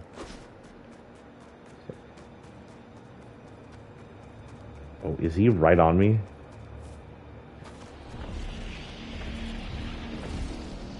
He is right on me. Oh, thank you. Oh, he's walking away. Thank you. I am not a threat. Don't you threaten me. Are you threatening me?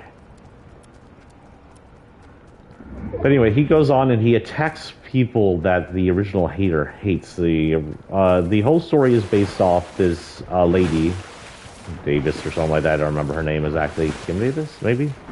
Who was a person, and I don't remember the position's name, but they hand out marriage licenses, and she refused to hand it out. Marriage licenses towards homosexuals, either guys marrying guys, girls marrying girls, or transgendered. Ooh, look at the lighting on the fog. I love the lighting on the fog. Also, we haven't had fog in a while. Fog will be nice. Fog will allow us to move up without being seen very well. Just keep it quiet.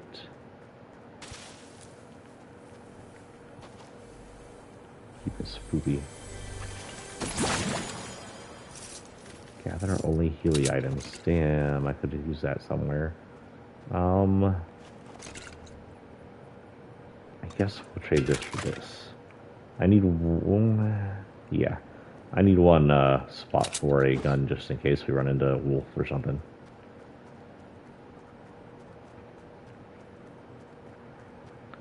Okay, we are inside. We need to find a spooky hiding place.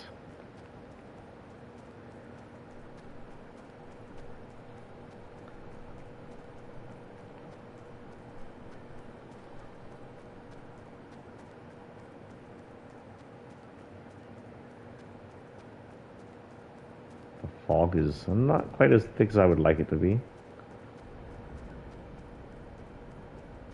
For Halloween, they should make the fog super thick.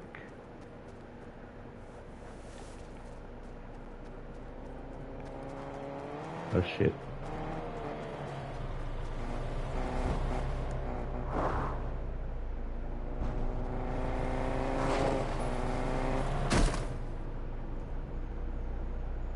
Are we having trouble there?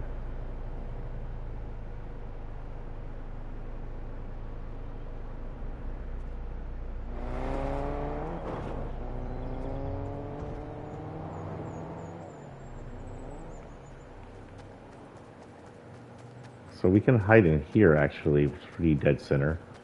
Oh, it's not, but it's pretty in. It'd probably be best if we hide on the bottom floor somewhere. There isn't a lot of places to hide down here, unfortunately.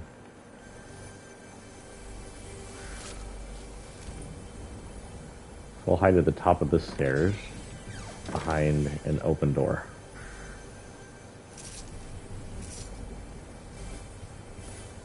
Either way, I'm going to see him come in that door, up the stairs, and we'll surprise him. Also, shield time.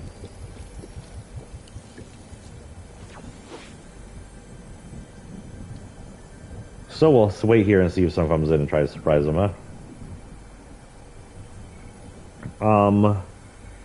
In the end, it just found out Cotton Eye Joe can be transferred between hateful people, as he is transferred twice, kinda? No, not really twice, but he is transferred.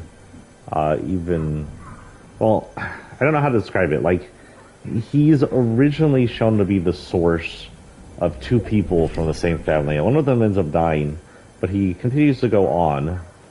I guess he's originally to the form of the guy, and then he goes on to be a lady's. So he is transferred, technically. And he's just Southern hate. If you have Southern hate, he's going to feed off it, he's going to be you, and he's going to take out the people you hate. And he's targeting the judges and people related to this case where, in my fictional story, the lady who represented this kind of thing where she wouldn't hand out gay marriage was actually imprisoned for what she did. I think I just hear it's kind of hard to hear with all the stuff going on here.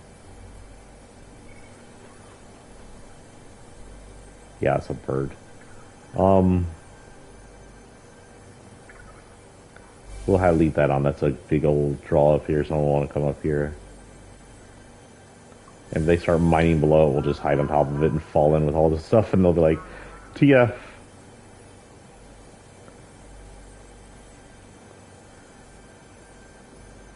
Happy Halloween, by the way, everybody. So yeah.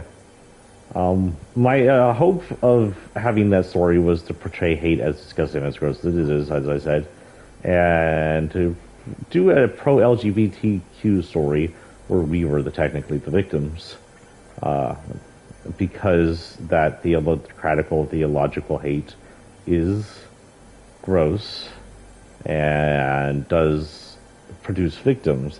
You take the monster out, is representative of all the people who've been murdered or tortured or killed or maimed because they're gay, from a little black kid from decades ago who people have completely forgot was tortured and then burned to death, to what gun was that? To Matthew Shepard, who was killed by people who picked him up he thought were class friends, and tortured him, beat him, and left him on the side of the road to die.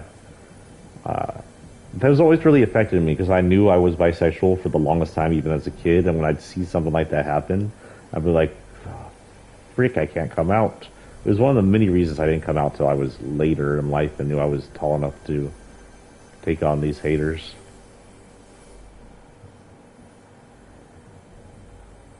Okay, because of the gun, we're going to wait for a minute. I'm a cautious zombie. But we're going to have to run in front of the storm here.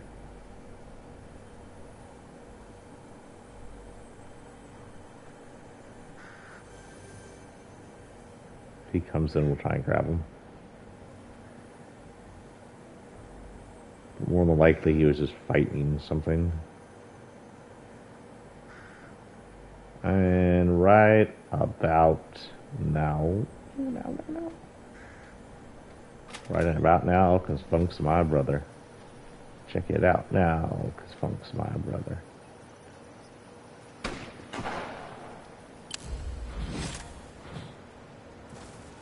If we can sneaky up on this guy, we can spook him. Pretty good at sneaking behind landmarks.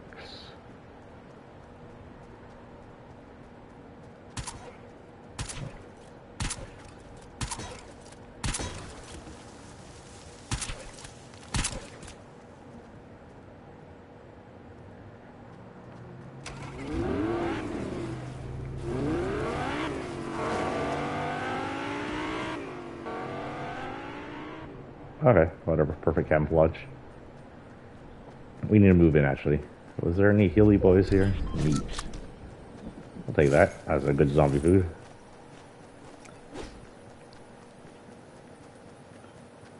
So we're gonna head in. Could head over there, but that's where he went, so that's not very good for it. If we run into another rift, we'll go in and see if we can grab some scythe.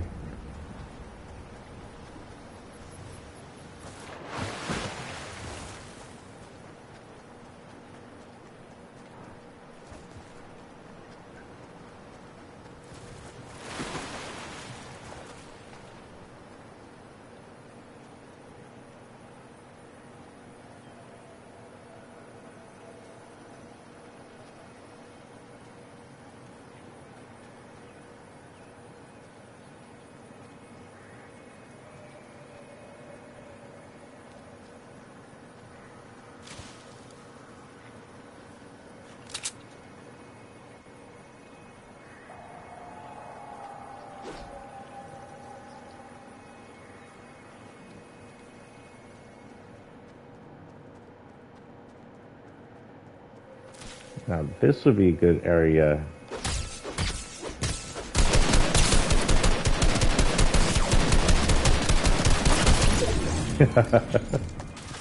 There's your health items, lady. I was like, why couldn't I move forward? Zombie attack. Almost got her too. Now she's afraid to do anything because he's gonna see her. And if she gets hit once with that car, she's dead.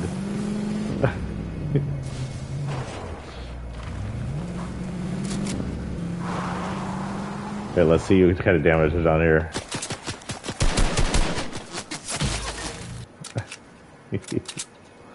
Oh, who are you?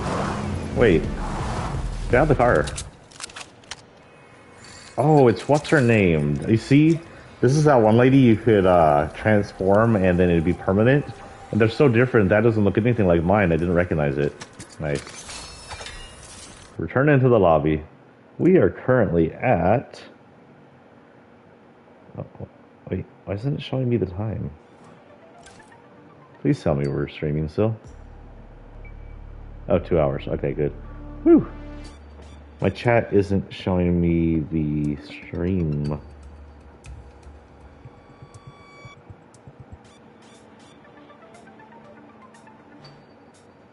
I like the picture they have for this. Is freaking Undertale, by the way, now, by the way. Claim the shit I don't need no more. Okay, next up on the list here, and let's get back to the that I was doing over here, is Dominion, one of the demon outfits I was talking about, and a really cool outfit. He's a demon guy. He's got some bullet wounds with strange trajectories around his back, like he's been shot a whole bunch of times, but he just kind of eats the bullets because he's a demon. He's full of fire on the inside. You can see it leaking out. You can see it on the inside. He's got some of the coolest horns and hair in the entire game. And he is actually kind of a hunk for a cartoon character in Fortnite. I mean, look at those fiery abs. And they even added the little V that goes down into his pants. Fortnite, stop. His name is Diabolical Set, right? He shares that with the lady who's in it. I have to say, this one looks cool. The lady in the Diabolical Set looks a little too... Oh, what is her name? A little too Betty Boop for me. I won't think Betty Boop when I think demon. I think sleazy, sexy demon.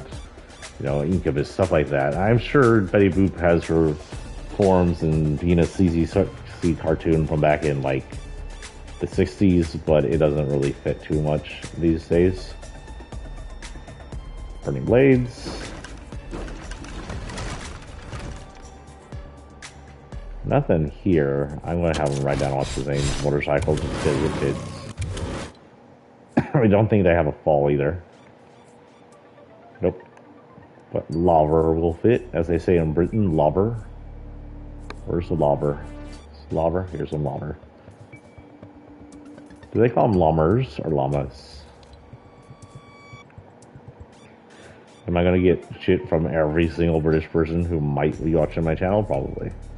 There's two here. His is actually the burning cliff. Hers is the heat. Kind of cool looking. Looks like magic circles. Same as day as before. We're gonna go in and play the zombie. Just scare the poop out of people.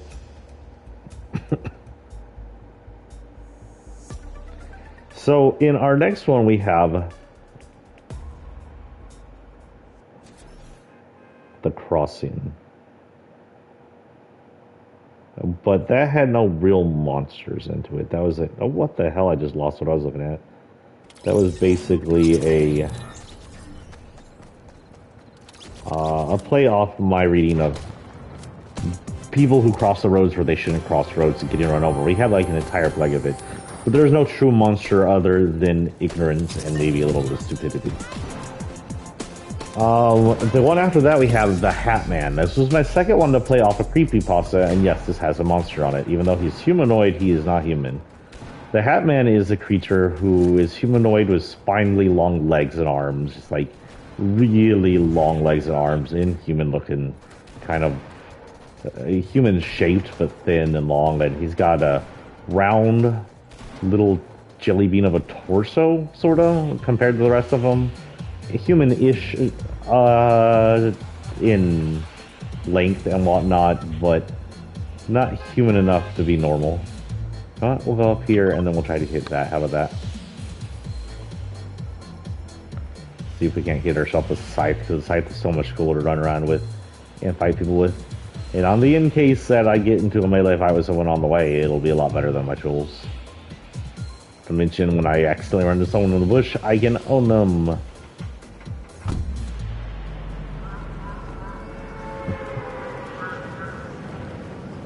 Freddy thought that was hilarious.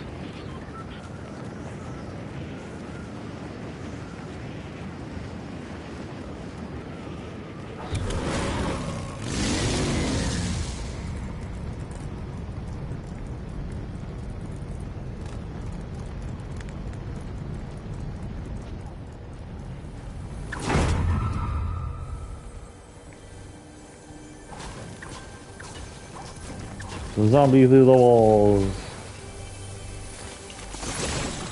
Pick up one weapon which we do not use against humans and NPCs.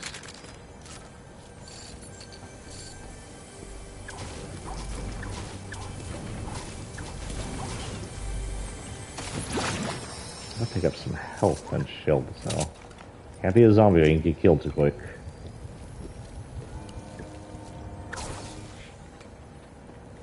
I'm not sure we'll do any building, but I'm picking that up just for the hell of it.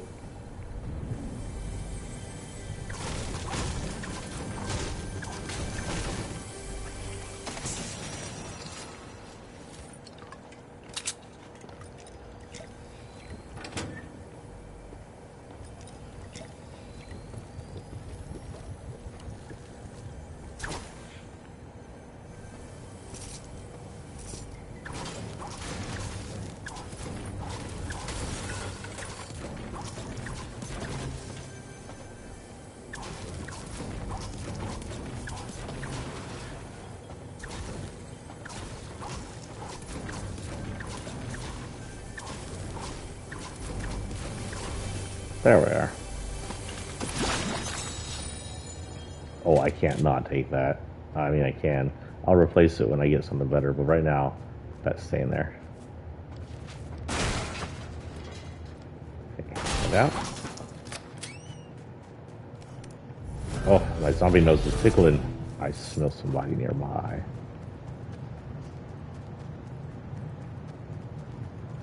Ooh, I'm actually in a good place for scares. I just need to find somewhere to hide.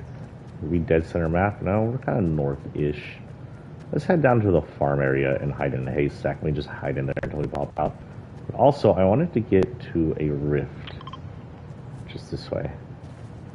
If we can get into a rift, we can...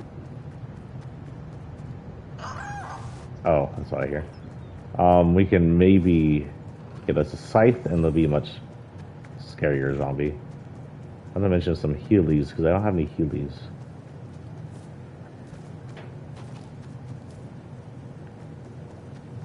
Can I get like some healing items, please? It's not.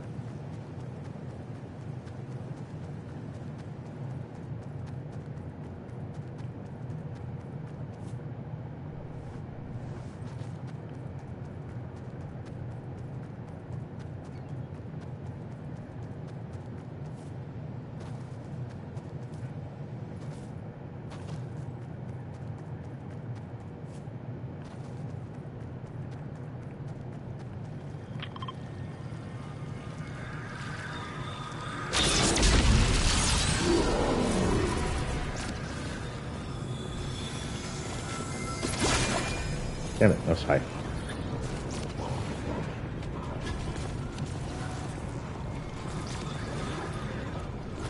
that all we have in here for this?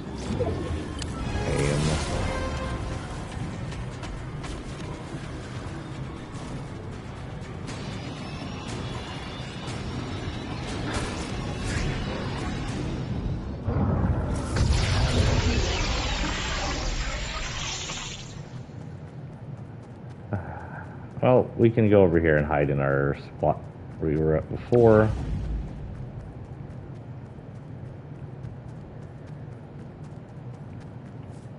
We could go try and get that again. So another one popped up right next door.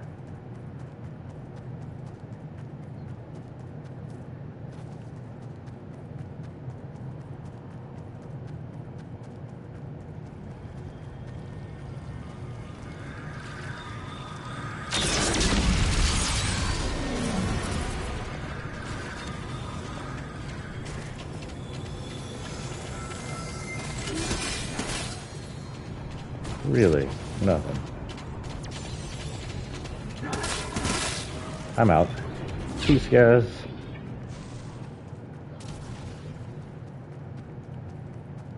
You guys are lame.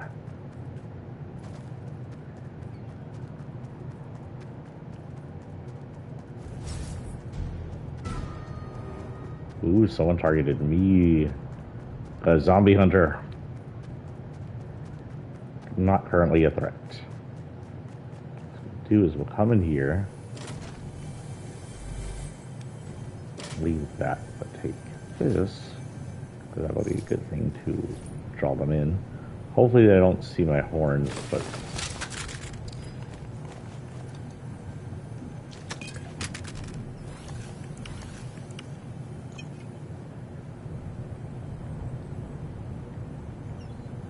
even put this and take this corn.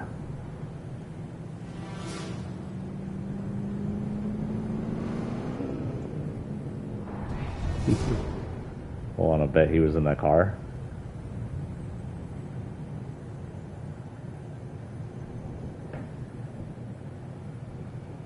So anyway, in the Hat Man, like I said, he's this long, spindly armed leg creature. Moderately tall, but not like he's really tall. He's just really deformed features. Small-ish jelly bean humans, human size but jelly bean shaped body, and a large, oversized round head. I think the best way you could describe him is a more disturbing version of on the regular show. There was Pops, and think of it a more disturbing version of Pops. When he's not in his, I guess, eating mode, his mouth is almost completely hidden by a giant bushy stash. And he wears a top hat, he wears some pinstripe clothes, he looks very fancy. He shows up in video, but only in the video, usually of the people who have taken pictures or videoed him. Once you take a picture of him or videoed him, once the footage belongs to you, he'll show up in almost all video, but not all video. To you, it's very iffy. Like, at one point, the character doesn't see him on a security camera, but the person on the security camera does. In a photograph, he doesn't quite see him. But if the mom, whose camera that had belonged to, had looked at that picture, she would have seen him clearly. It all depends on the people who took videos and pictures of him. In a way, our character did take pictures of him and is partially able to view him, and anybody can see him up close once he's attacking because he's a physical form.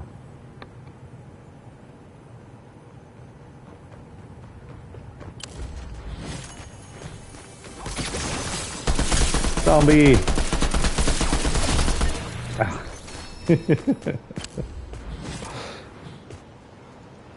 But you thought it was our hunter, and he almost got killed, but there's your healies. The good thing about zombie mode is once the zombie dies, you get some healies. I'm surprised he didn't go after the freaking grenade launcher, really. No pumpkin launcher for you, sir?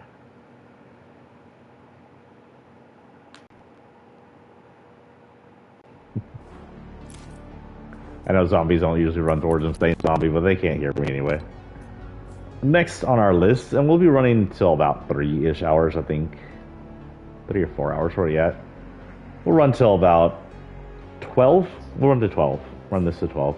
Or until we get kicked. If we get kicked about now, or after here for some reason, we'll call it a day. I won't come back in for a second one. But if we don't get kicked, we'll be run to 12. Okay. So on that monster, the monster is summoned, and once it's summoned and taken a picture of, it has to hunt down and consume the people who took the picture, or who own the items that took the picture, and take the blame. He first comes in, and because he's taken picture of by the main character, he's trying to disprove prove or disprove a creepypasta, sort of like the characters in the first creepypasta one I did, and he's hunting him down, but in the way, he meets with the mom for some reason, and he's also videotaped by the security camera, and the monster comes to him because he supposedly took the first picture. Of course, he's going to hunt down and kill everybody else, but then there's a whole play on here who owns the camera. He ends up taking the person who owns the camera, leaving the main character for last, stuff like that. And it's supposed to be sort of a disturbing, you can't stop it, there's no way to end it kind of a scenario. And we're kind of left up in the air. Does he end up consuming the last person? Because he upright consumes the person who owned the camera. And the person who owned the security cameras disappears, so we assume he gets consumed too. But the last person we're kind of left, is he consumed? Is he left a broken person? How does it work, since he didn't technically own the camera, but he did technically take the picture? Does the Hat Man actually show up, or is he there in a more psychological aspect? Yeah. So this is Hush. Hush came, I don't know what season is she. I'm pretty sure she's chapter 2. She came in, she was sort of looking like a ghost agent. She looks freaking evil. And this is the double agent set, so she gets 2 forms, so it's Ghost and Shadow. Of course, I like the Shadow more. She's got a cool looking set. She's got kind of a sports bra, leather armored sports bra on around it with a, there's that symbol. We've seen the symbol before. We don't know what that symbol is. And some canisters. And she's got this cool looking breather on. We don't know why she has that breather mask on, but it makes her look like a ninja. And because of the set, she's got some golden eyes, some golden streak in her hair. The black and gold look really cool, actually. I'm not a big fan, but the black and gold look cool. We don't know. I don't know her actual storyline, if she has one. For here, it says, haunt your enemies every move. It's double agent set, right? Double agent. So double. Whoop. Double, foil, and trouble, or whatever the hell that is. Her back bling, I'm pretty sure. Double agent hard case. Pretty sure this is hers. Double agent stripe. It says agency inspired angularity. So wait, if she's agency inspired, does she work for IO? Who knows?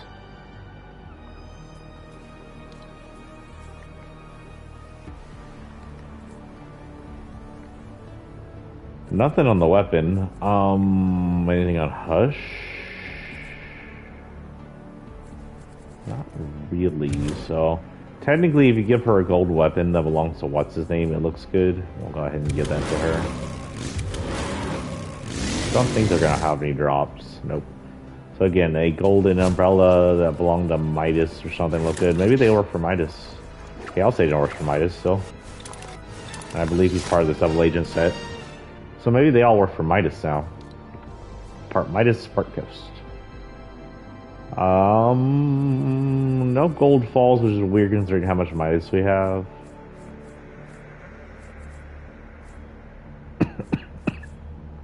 Excuse my coughs. Go for zip ribbons. Don't know if they have any of this, but if not, Midas has something. Yeah, I'm just gonna hit Midas. And give her this one. And head in and do some more zombies while we're talking Halloween. If you're just tuning in, by the way, or you didn't get it, zombie mode is I walk in. I can only hurt other players with melee. The point is to hide somewhere inside the circle where people are likely going to come in and try to get maybe the chest or something. Spook them and hit them with your melee weapons as much as possible. Only melee weapons allowed for this. You may use the scythe if you get it, but that's it. You can carry one regular weapon to fight off wolves or whatever might attack you, and the rest of you should be filled up with health items so you can shield and health up if you survive attacking someone.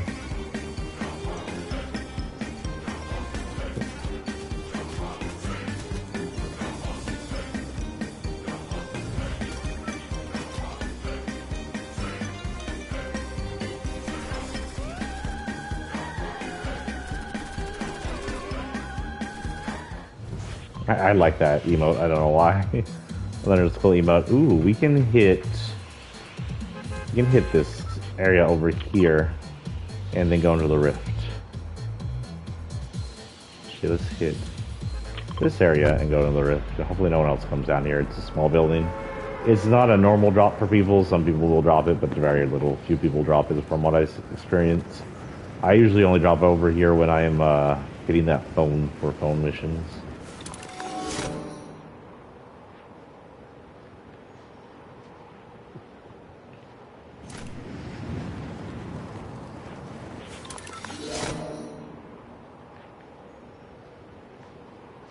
So the question with Hush is, if the double agent said if she's working for Midas, did she originally work for Midas, or did the Chaos agent maybe recruit her since he's double agent now? Does the Chaos agent still exclusively work for Midas, or as a double agent, is he working against him as well? Or maybe he's just playing double agent to play for Midas in other areas. Who knows? Okay, one melee. Keep that for now. It's a good close melee. It's a decent melee against monsters, but no thank you.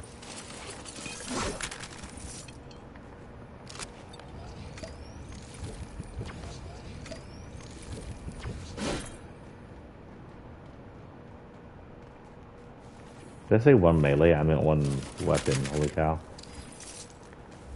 Oh, someone activated it. Someone did activate it? No, no one activated it. The light was active on my screen there for a minute. That was weird. Oh, it just disappeared and popped up over here. I see people. It's too early to get to people, but whatever.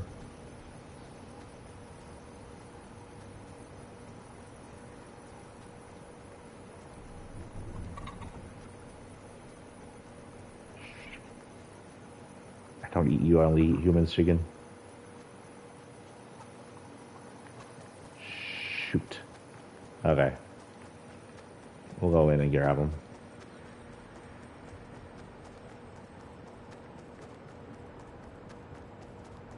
We'll hide over here.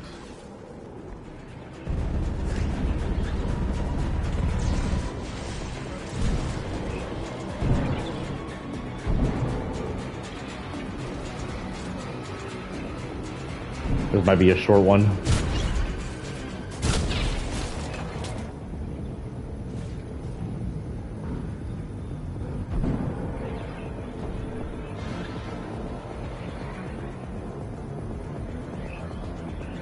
Kill him, kill him, kill him.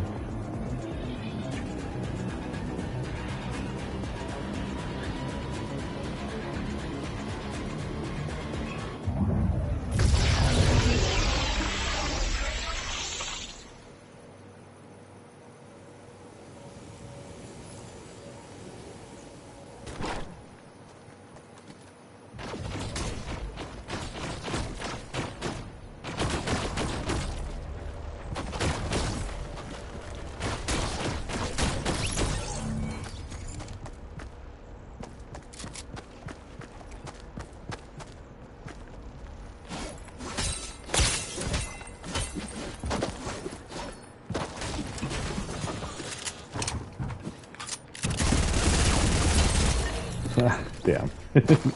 Builder. Building's a way to stop a zombie.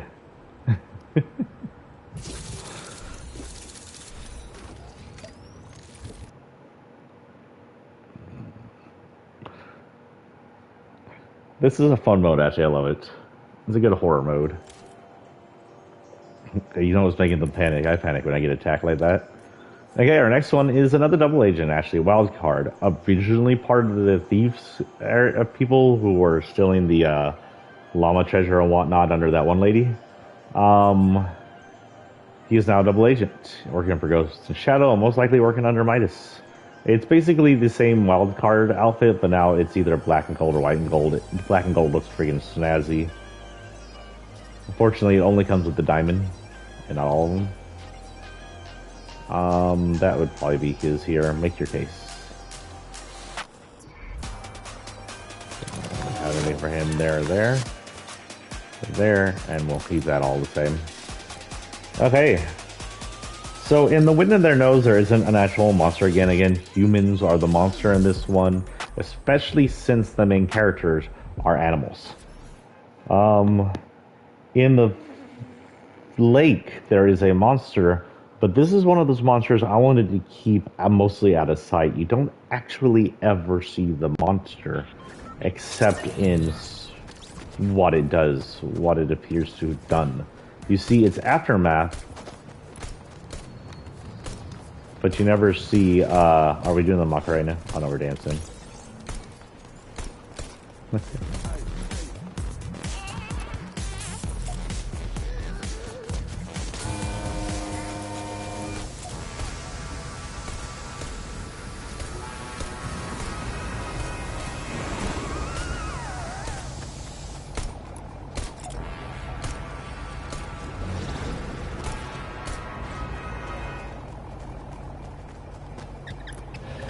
I do not have that one.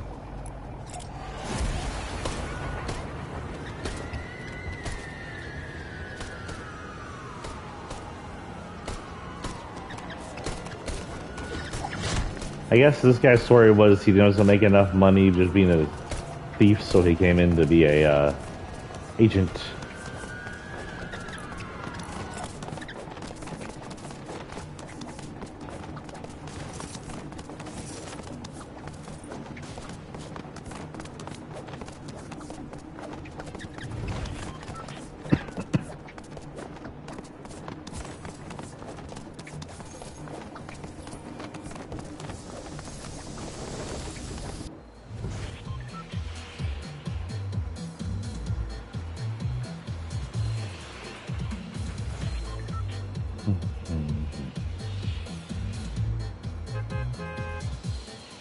We could probably go down here onto like something and then hit this, or hit this right away. Let's do that, or I'll hit that, or hit something near it and then hit it. We should be near the power lines down here. But in the lake, you're introduced to this couple, a dad and a son, who are having a birthday fishing trip. Father-son activity, I assume, is relatively mundane in most cases. Mundane, not mundane. The fishing trip goes awry when they're out in the foggy lake, and the lake's super foggy, and they're just chilling, and then suddenly they're bumped by something in the lake that they can't see on their radar or anything else. We'll do this. And that's why I keep the weapons.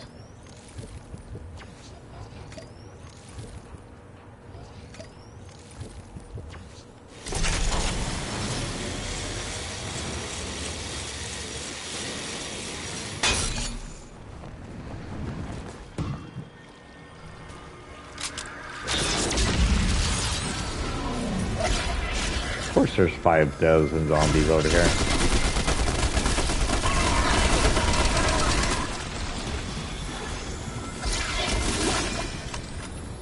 Nothing I wanted. Nope, I want that. No other...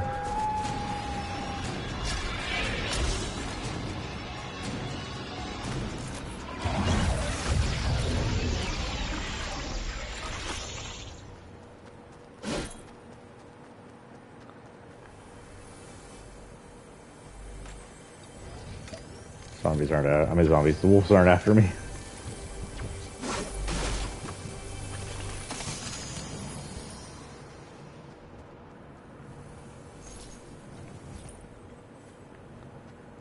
Okay, we'll grab some bullets here. Hopefully some medical supplies. Check that out.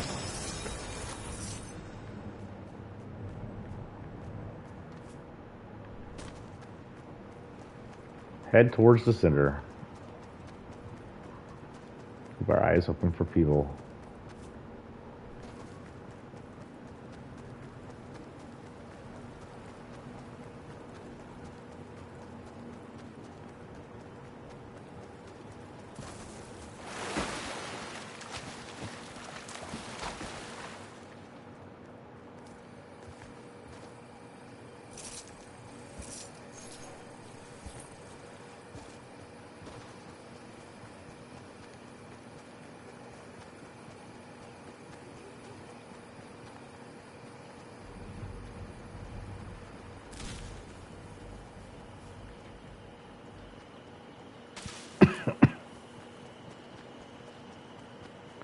Going center, which is a little dangerous. There's not a lot of places to hide up in the center. But it also attracts a lot of people, so we may be able to hit some hider seekers. Got cornfield here. The cornfield gives you away pretty well, though. Where could we hide? Where could we hide?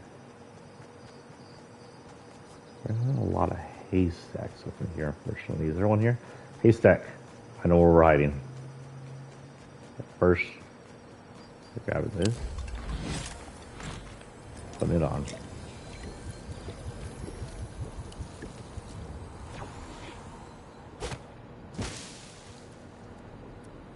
Okay, we're going to hit here and see if anybody comes to us. If anybody comes near us, we'll pop out. So, yeah, in the lake, you don't really get to see the monster. You get to see what it does. It captures the boat's anchor and pulls it across the lake effortlessly. It captures the guy's son and pulls him into the water. And he's basically washes up drowned with a stab wound in his leg because his dad accidentally stabbed him trying to save him. Then it disturbs some land. You see what it looks to be like a slithery looking pattern, maybe from a tentacle, maybe from a tail, who knows, maybe from tongue. And then towards the end it comes and rocks their boat again. So it's huge, you know that much. Super powerful, and that's all you ever see of it. And it's one of my monsters I just wanted to keep hidden. Will it come back? Maybe. Will it ever be shown? I hope not. Because sometimes not knowing the answer is the best thing about a horror story.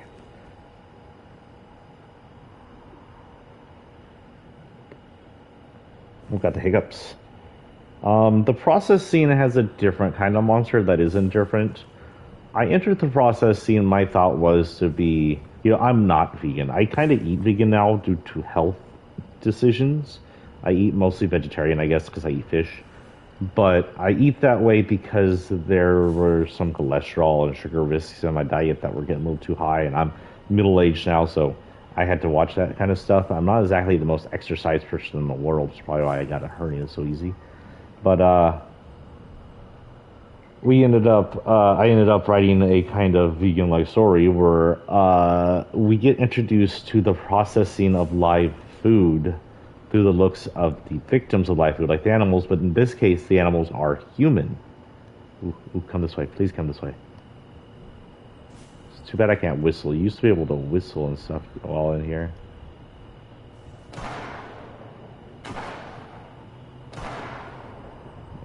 Freaking bot, isn't it?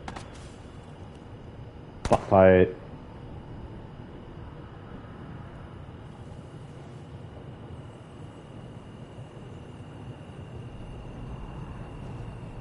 Headache.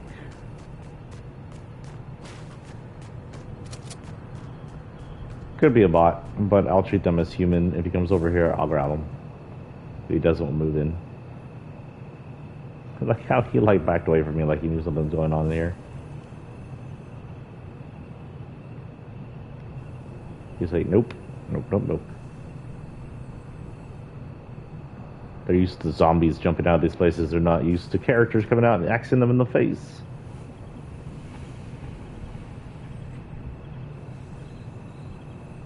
What was that noise? Who knows? I am facing outward, I think. I think that's outward. Yeah, that one's outward. That one's, no. I think this one's outward.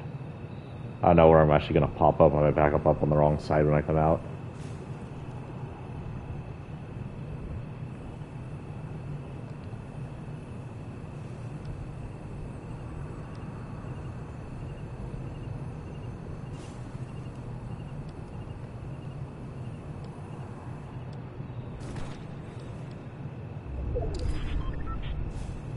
Come on over here. I hear the fighting.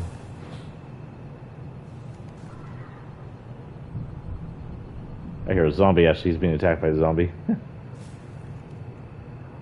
In the Victims of Freedom, again, the bad guys are humans. There's no actual monsters in it, but the humans in it are plenty monsters from the group that attacks a transgender male because he was forced into the female bathroom by conservative laws, and kill him, or pretty much beat him to almost death. And the males who attack and rape a transgender female because she's forced into the male restroom, and they're disgusting, and those guys are hate-filled. And conservatives are known to be hardcore sexual abusives. And that one's a big old political story pretty much for me. Yeah, and I wrote that one around the time that we were having the anti-trans bathroom bullshit go on under Trump. In the process, we were there, weren't we? I forgot. Come here, little IO car. Damn. Okay, I gotta move.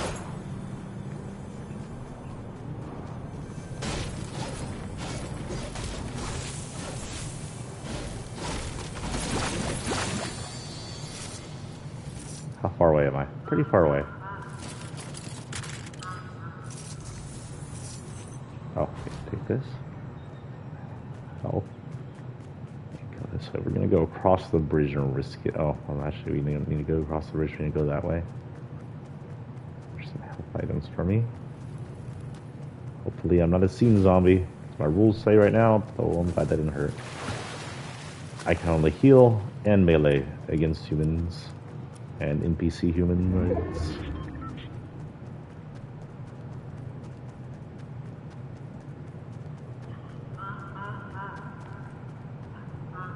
Yes, Friday, you're making a lot of noise back there. Who's texting me? It's the end of Halloween. I wonder what I'm going to do my phone as next time. Nobody here? Nobody here. Okay, so I have to make it up a hill. Unfortunately, this is a shooting gallery area. Oh god, going the wrong way. Also, there's a monster over to my right. Can't hear him, but he's there. Luckily, I have enough health that if I get caught in the storm, I should be okay.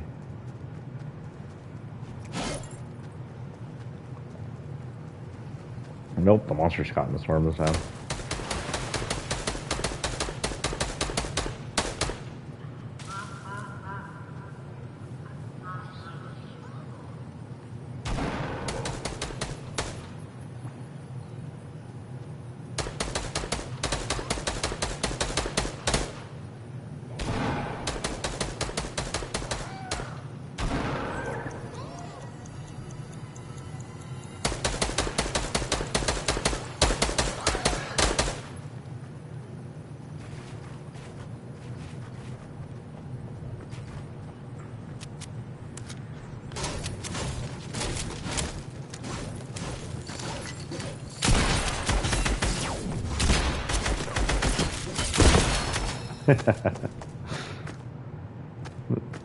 Didn't get her very much.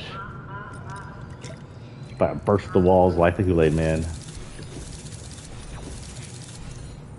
Okay, hold on. I'm being texted or something's going on here. It's probably my son.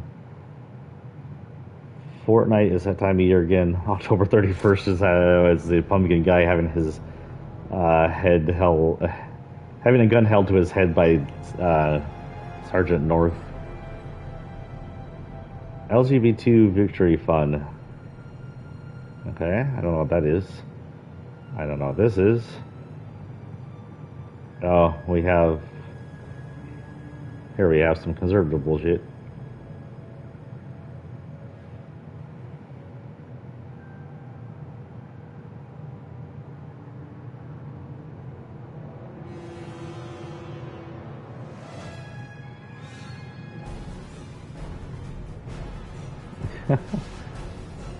That's irony. So if you remember, Trump held a big old uh, Bible show off in D.C. a while ago, where he gassed a whole bunch of protesters and church members to do the whole stand in front of the church and show off that he's a good Christian and to urge church people to vote for him. And now the Republican cult terrorist group are now trying to say Kamala making a video for churches to play, urging them to vote for someone better than the conservative cult of evil, maybe illegal. They're calling it the bully pulpit. It's not bullying anybody. It's just random. This comes from the RGA, by the way. Just thought I'd share that since they sent me the email. Then we have Donald J. Trump emailing me. Oh, good. It's from his bullshit Save America thing. The same one where he was lied and said he was invited to the... Oh, so here's something for you. Trump went to baseball the other day after saying he's going to no longer go to baseball because they weren't so fastest, cultist friendly. He claimed he was going to baseball because the New York Yankees lead and the MLB head invited him there, but he lied. They didn't invite him. He just showed up. While he was there, he was a racist piece of shit, and he did the chop motion, which most people have done too. But the white racist group, his cult, love doing the chop motion because they think showing off you're fucking racist is freedom and makes you look cool when it just makes you look like garbage.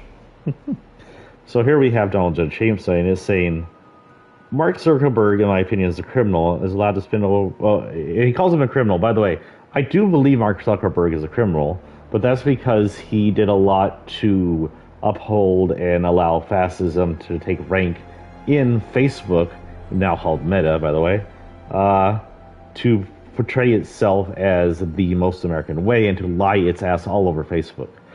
Trump doesn't like Zuckerberg and Facebook because at the very end of it, after Trump lost, he pretty much banned Trump from Facebook for a little while because Twitter had already done it and he didn't want to look left out. That doesn't make Zuckerberg a good person, but that makes Zuckerberg part of Trump's ire because Trump is a little shit baby.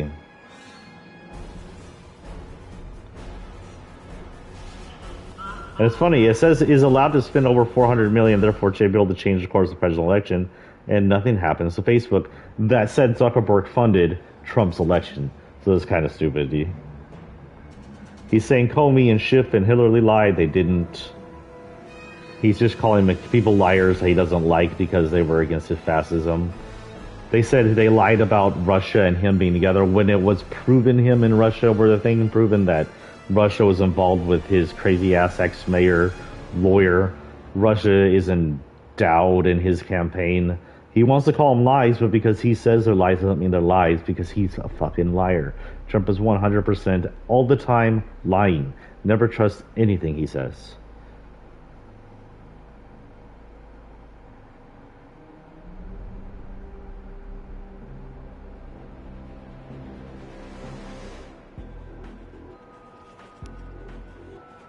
So he's asking for money, by the way.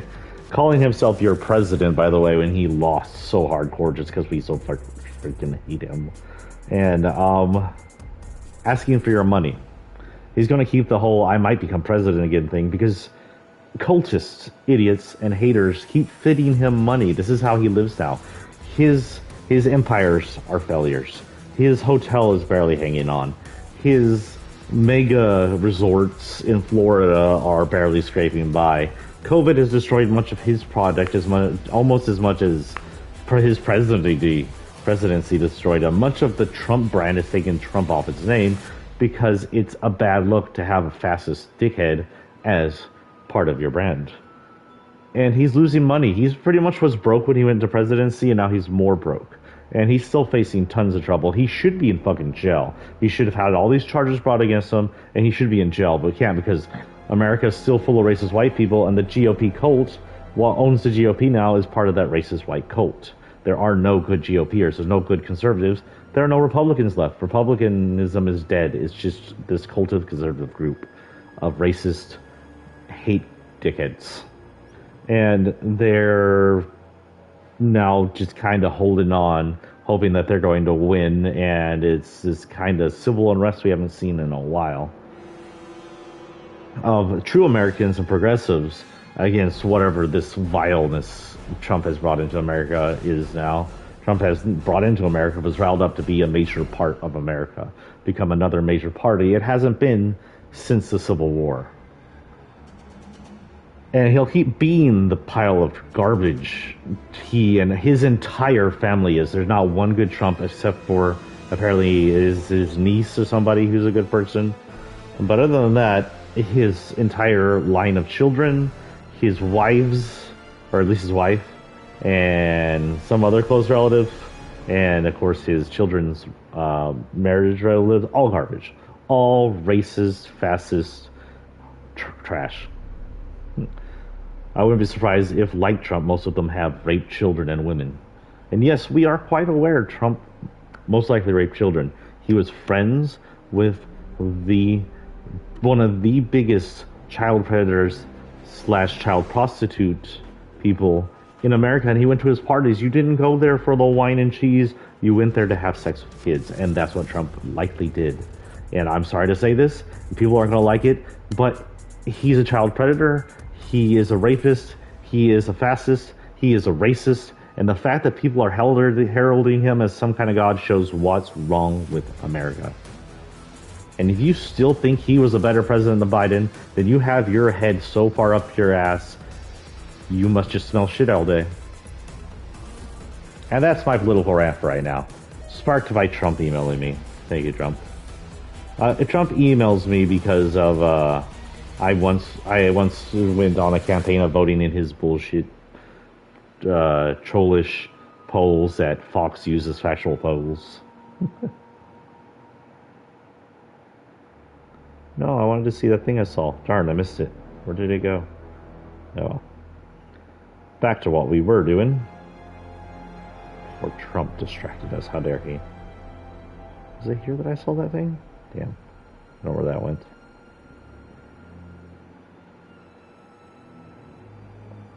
Anyway, well, let's go to the next locker, shall we? What time is it? It is not showing up on my phone. It is 11:12, so we got about an hour left. Let's go in here. Our next person is Dude. He came out last season.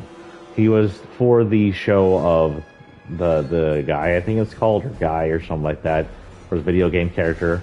This is the antagonist to that protagonist, supposed to be his replacement, much buffer looking guy, I believe. I haven't actually seen the show. Movie, whatever. Free guy, will hit free and see what shows up.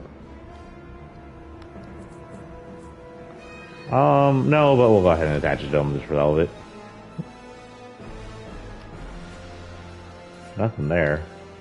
Guy would likely use his fists, but we'll give him a baseball bat.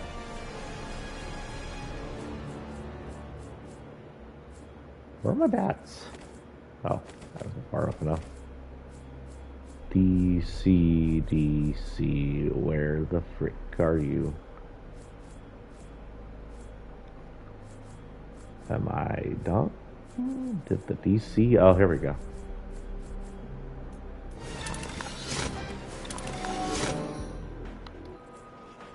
Nothing there either. He'll drop in on a parachute. Oh no. This may be the end of today. We haven't had this glitch in a while. We'll leave it for a bit. If this is my end, thank you for joining us. Let's go look over the processing while we wait. So the processing was a story where we put people into the animal processing area. People were being processed like animals. Naked, scared, afraid, shit covered. Shoved into a factory where they're being torn apart and killed. People are being killed, skinned, rolled up. Oh look, we have this. The monsters are humanoid looking, but in these suits. see. I don't think he has a fall either. We'll go ahead and do firecracker. Just for the hell of it. Anything that pops up when we hit free will be it. Nothing there. So for that, we'll just do randos.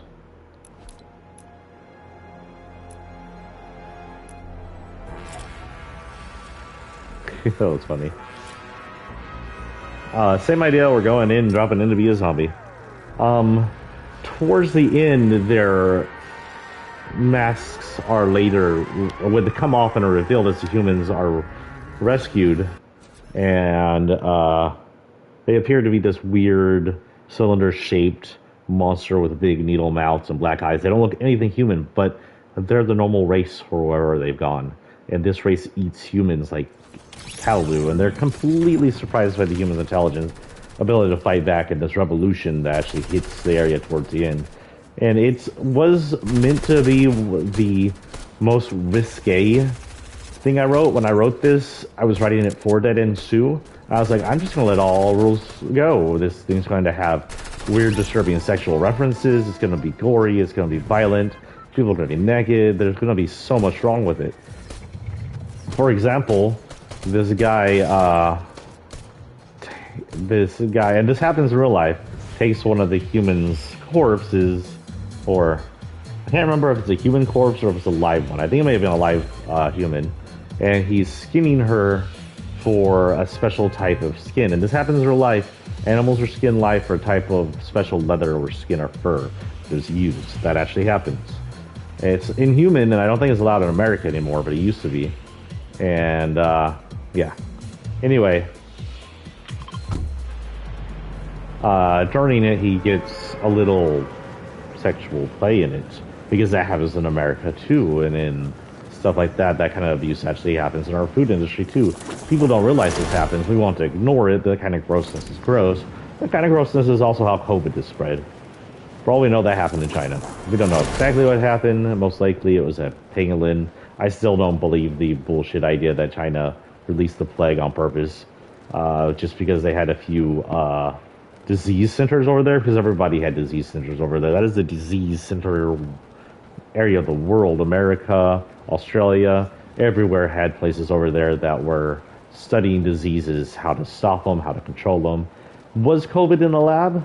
Maybe, because it was obviously out in nature. Maybe they got a wind of it and they were studying on it. But did they release it on accident or on purpose? No.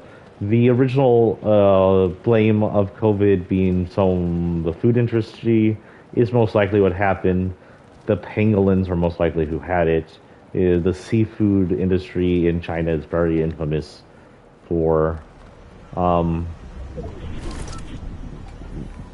selling endangered species that usually aren't eaten but are used by crazy people over there for health tonics or rare pets or rare food.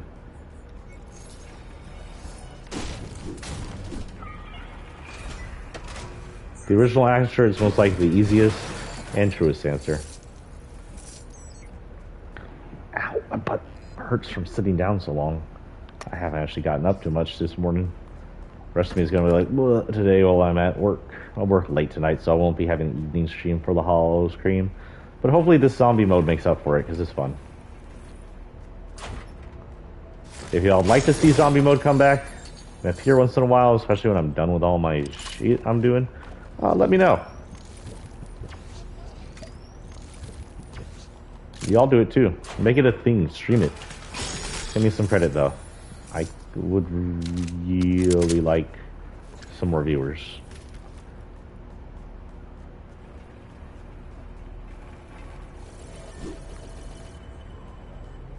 I need more health items.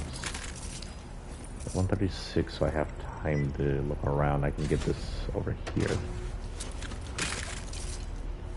Okay, that works.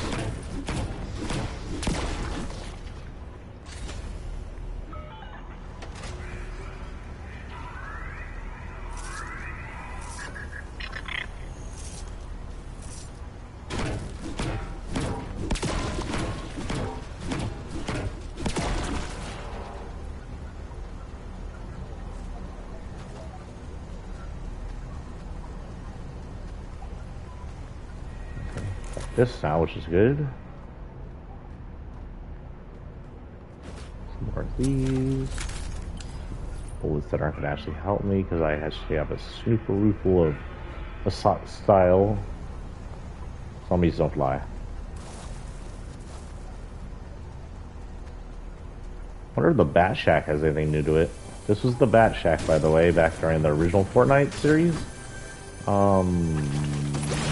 I believe this. Oh no, we're in the freaking graveyard area. Never mind.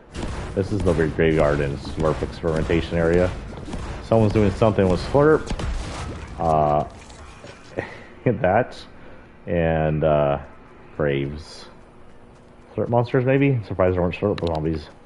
Or there's slurp zombies. Even if that's the Chaos's hideout. Zombie likes. No. Zombie can. Oh no, zombie no more consume. We'll head in. We're kind of far away, so we'll try to make it. Hopefully, no one sees us. If we sneak up on the back into somebody, we'll try and take them. I don't know, my popsicle's wilting.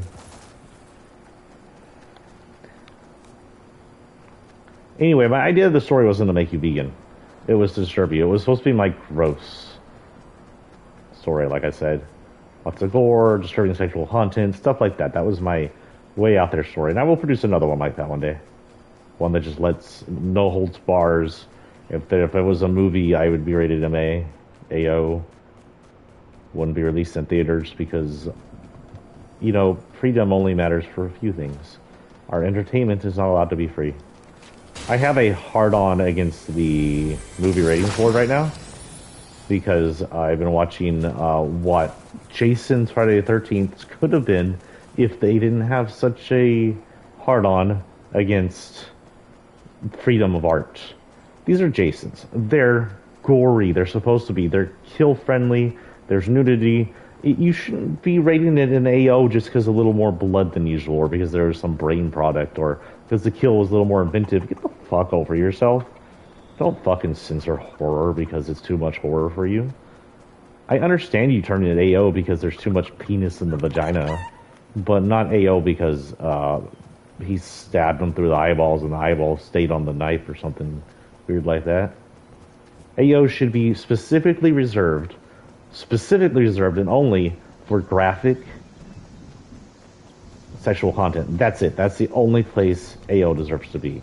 If the content isn't graphically sexual, or maybe the movie is just way too much sex, the whole movie is just all sex or something, it's nothing but PG-13 porn and there's no other art form to it, I understand AO going on that. But if it isn't in those two forms, AO rating doesn't need to go anywhere near it. AO rating has no business being attached to violence or being attached to horror.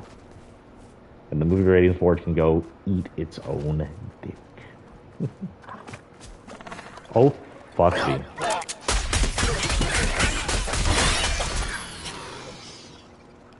Well, thank goodness that's a pretty strong rifle.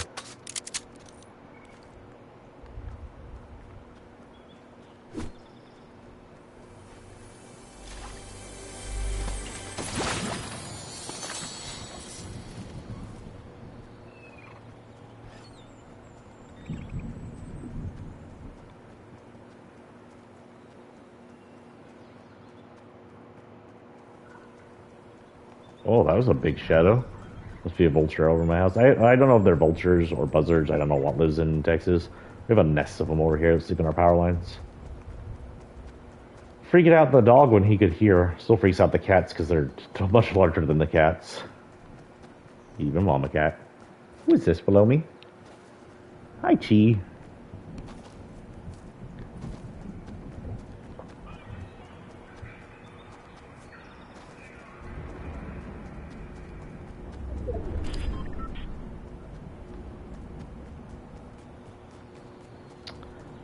Popsicle's almost all the way gone. It's such a sticky mess.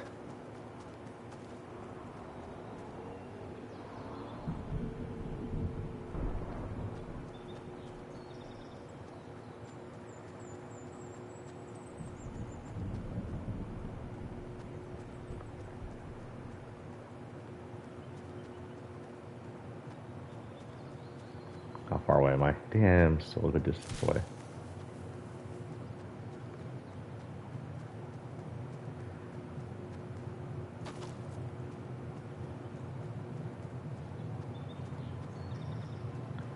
Okay, we're at the center again, which is not a good place to be, especially if you're going unarmed.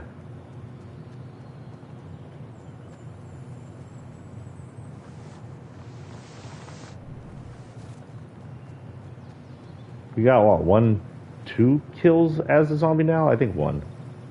There was a second one I don't remember. And the first one, the one we got may have been an NPC, but I can't really tell.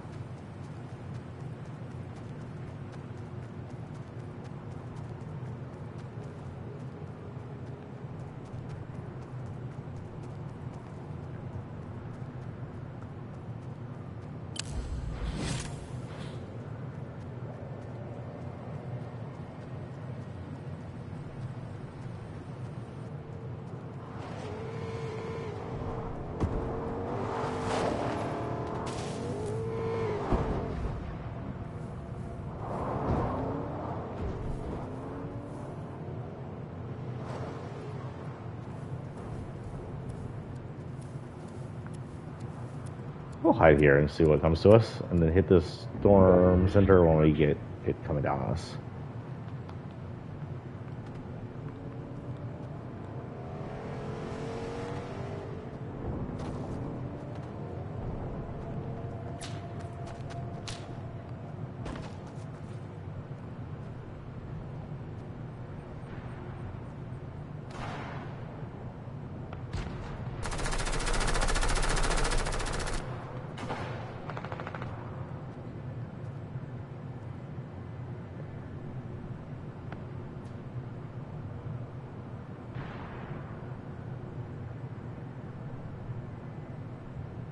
Far away, unfortunately. If I use, oh, she's gonna have competition anyway.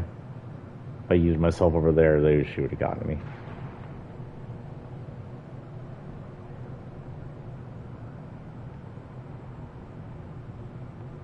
Maybe if she gets in a fight, she'll back up over here.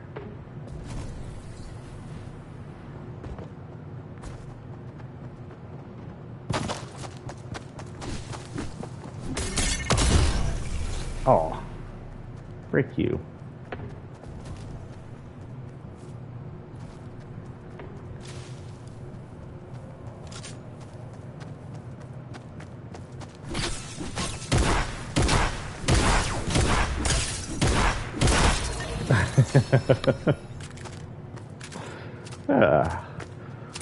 Bring in the Halloween fear into the queen.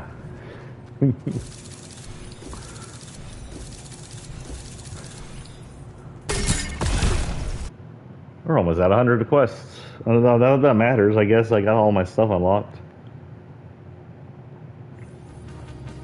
And that is pretty much the end of the second Dead Ends. Then we head into Dead End 3. Dead End 3, unlike the original Dead Ends, is a collection of novellas, so there's really only 3 stories.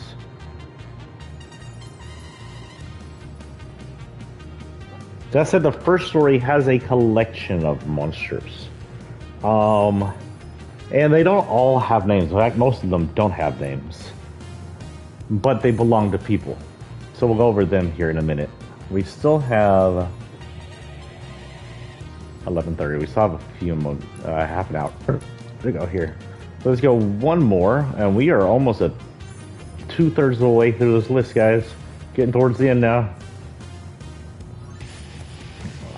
Our next on the list is Dusk. Dusk is currently on the map. She's a vampire with a nice little piercing right on her lip that looks like it would hurt. I've had pimples there before, and I can't stand having pimples there, so I can't imagine what a permanent piercing there would do. It'd be annoying to me.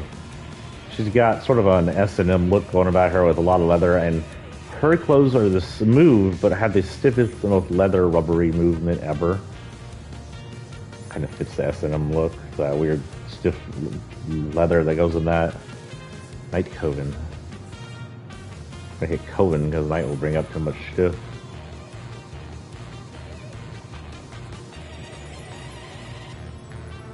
I don't know why he got one and she didn't get the duel. Kind of unfair, Dusk, isn't it? Dusk comes with these fake wings that are attached to her back. Don't know if she has anything for this. Nope. She doesn't really have anything good for a bad axe. her and the other one do.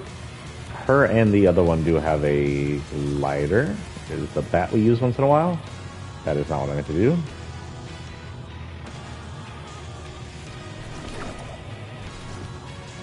And a fall.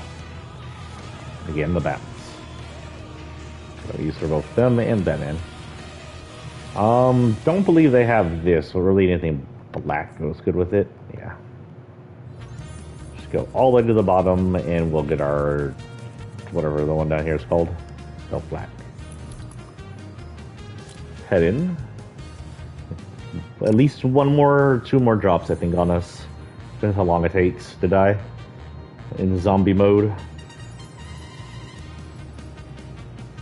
I'm having way too much fun playing zombie mode. Just because I like the idea of coming in and scaring someone, just walking into the bush and all of a sudden, bat to the face, you're getting attacked. Not supposed to be a zombie here, what's going on? And then he's just all over you with the tool, and then you're like panic shooting.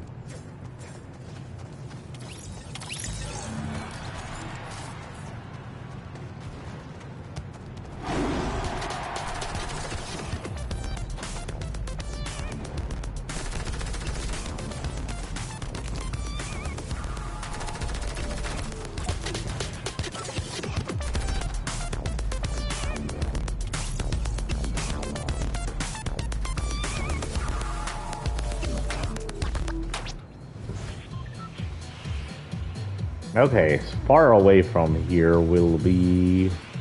Could hit Craggy, and let's hit our usual. Actually, no, let's hit somewhere we haven't hit in forever. I used to always drop the lighthouse.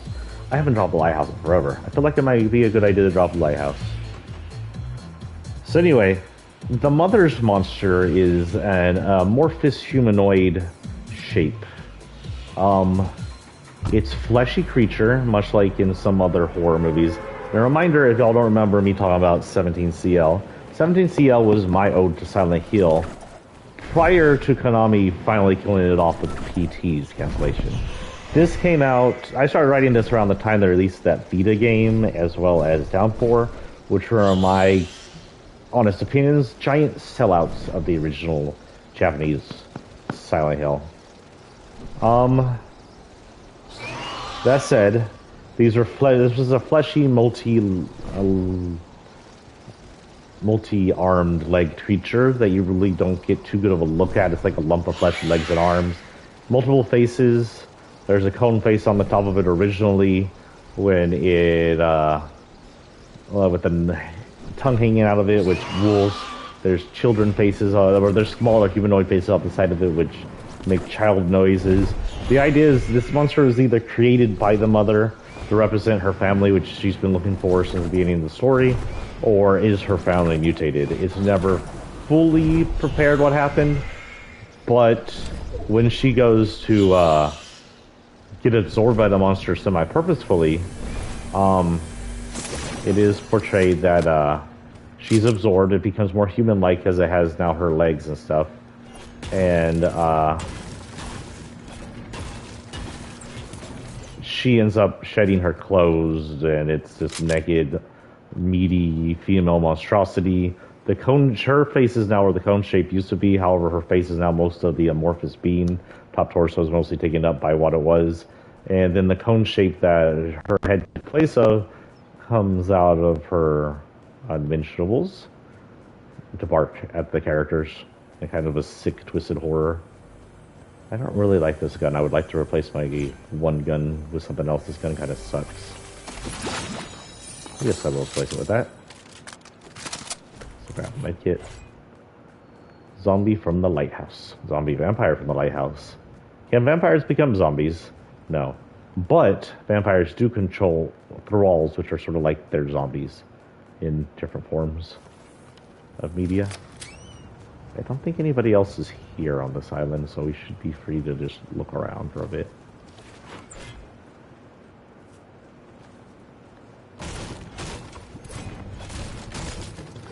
And it's a disturbing monster. I wanted it to be a disturbing monster. It's supposed to be a psychological thriller, so it's supposed to fuck with your head, and I hope it fucked with your head. You didn't tell me it fucked with your head. Well, listen to the way I describe it and see if you even want to go near. Ooh, yes please. Again, Not for the humans, but that'll protect me against wildlife.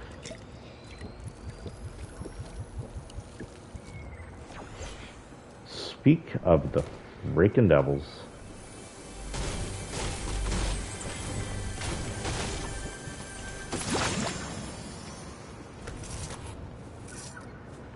It seems to be to my left. It's over there, so we will not be going that way, even though that's the way it wants me to go. We'll be heading down this way and maybe hitting the shack. Can zombies swim? Well, that's a iffy question. The answer is I don't know.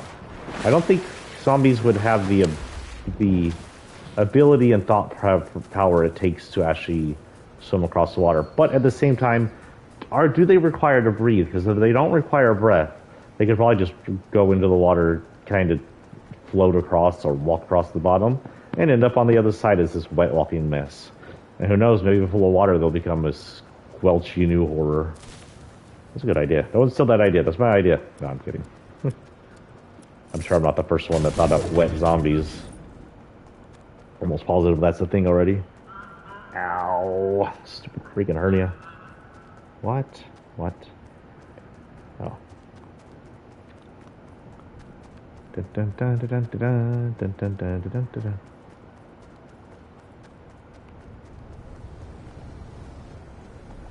We are actually towards the circle now, so we should be very careful. I need more healies though, and I'd like a shield. Just so I can cause as much damage as possible.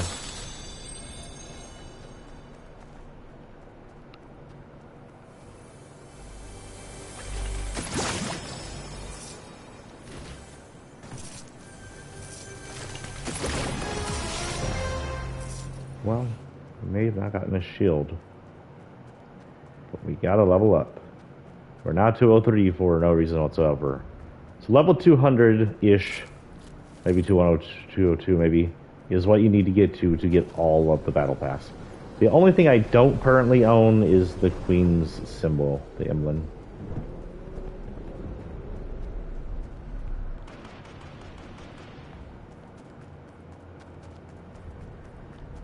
Sounds like we may have a Unawad over there. Let's get inside a building and prep ourselves for scaring the crap out of people.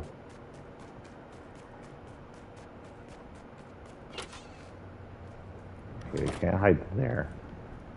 Could hide here, but there's too many places. I don't think anybody will come in here. This place has already been looted.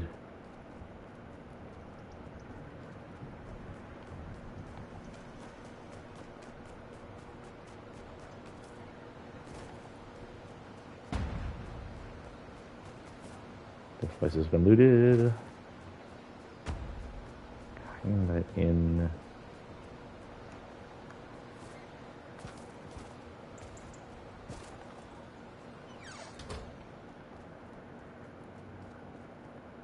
Oh, this place has been broken.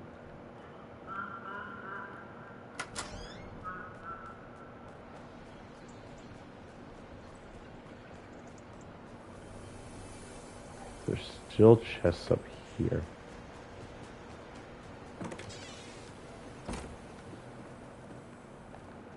Ooh, they come downstairs. They don't have an. I'll even take this so they don't have an escape.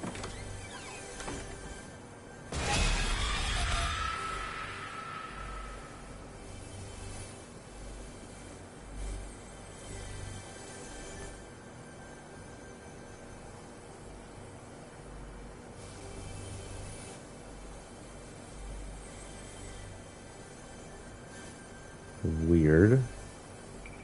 I am the zombie this time.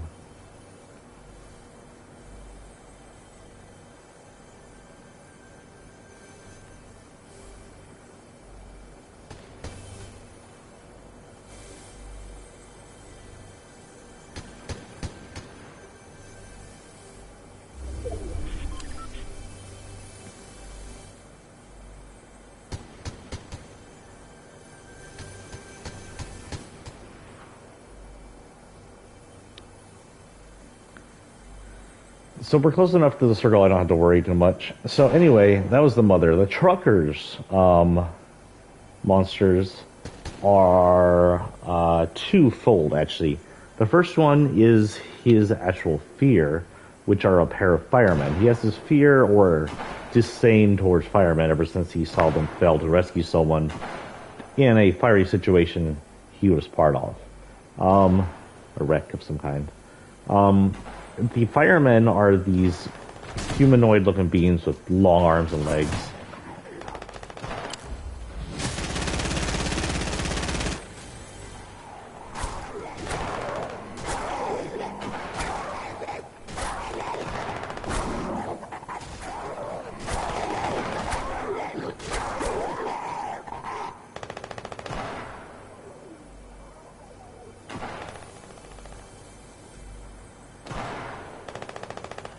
We'll move if we had to move.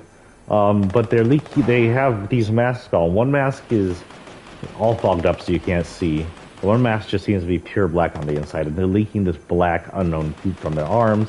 But this spray and is corrosive or disgusting. It's never fully explained what it does. We just know that the trucker sheds his shoes that get some of it on it because it's just not something he feels he wants on him. And we only see them that one time while he's at the fire station. The second monster related to the trucker is the truck. The truck, and this is a spoiler, so this is going to have huge spoilers as far as the 17CL. The truck represents the trucker. It comes from and blocks out the only way out of town. And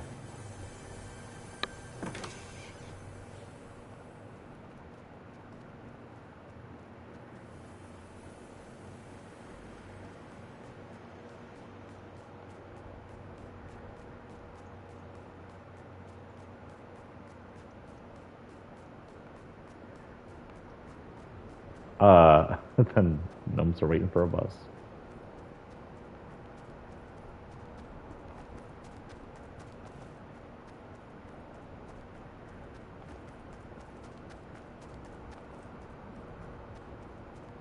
Okay, so that was a failure.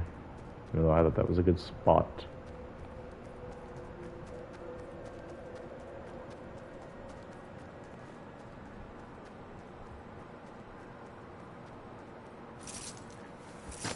I don't want to fly away.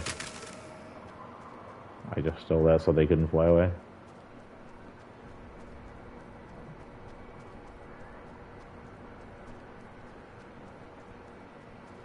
Roar. Nobody home.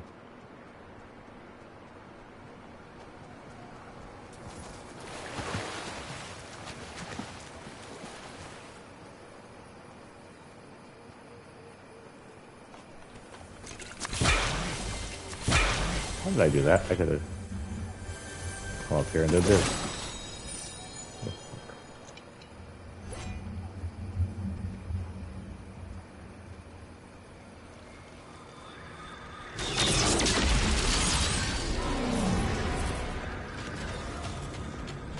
I love gold.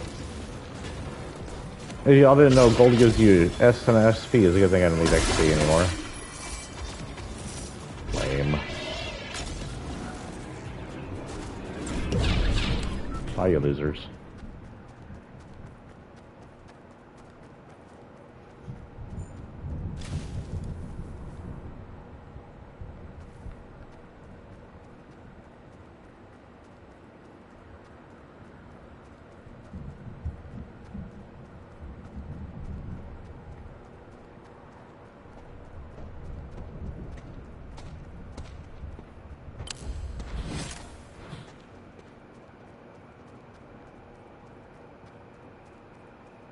What the hell is this? There's a phone.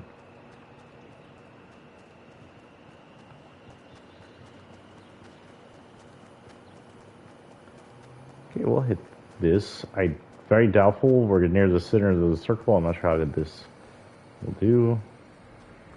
But even down in the center, we're going to have to...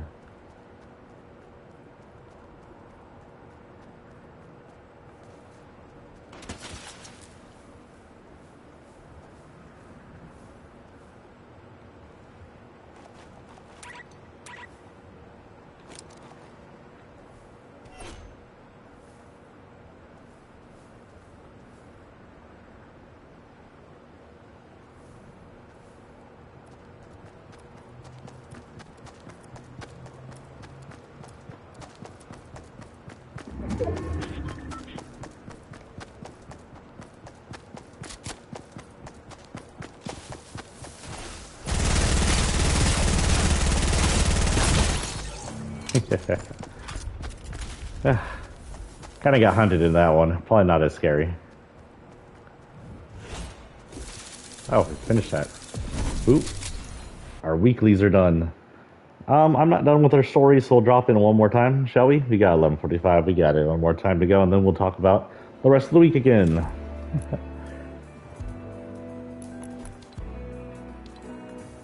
Our last skin for the day is going to be Echo.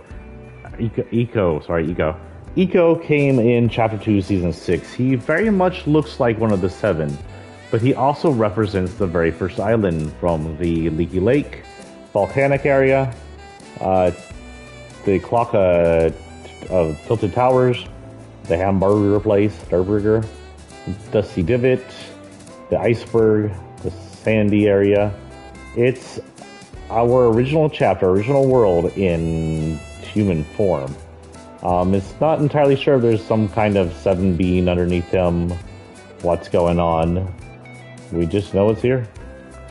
He's called the Terra Firma. I don't know how much he has. I know he has a little.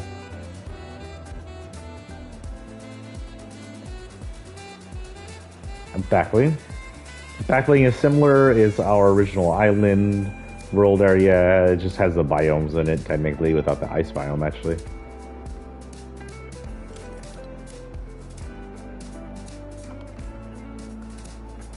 His sword is the sword used to defeat the monster, with the monster's skull now wrapped to it with vines, which though the sword was in the monster's skull when we last saw it, it was through the eye, I believe, not at the top of the head, but I may be wrong.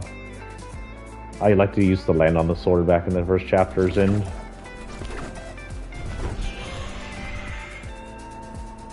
nothing here. I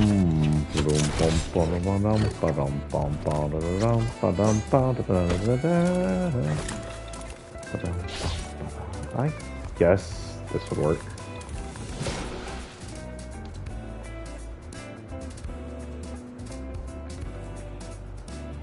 Now again, Clovers. Don't think he has wrath either. Looking for something natural looking.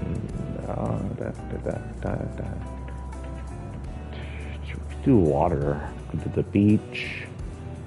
Lots of things we could do. Let's see what we got going here. Gotta find something first. Probably have people looking at this going, you missed it. Well, you didn't show up all live, so I can't hear you.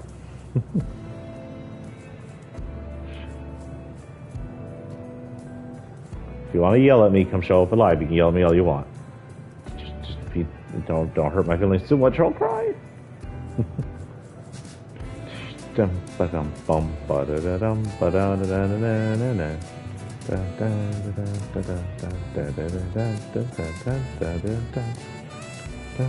Okay, come on here. Where the hell is all my water or beach, whatever effects? Snow. We're going for snow. Winter's coming after all.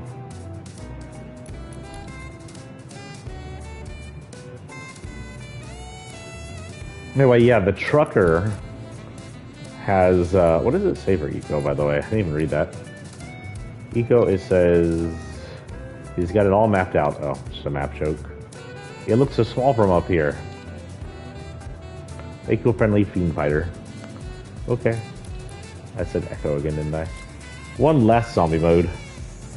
So yeah, the trucker is this giant truck that drives around with nothing really in it other than some of the masses you see make up some of the other things.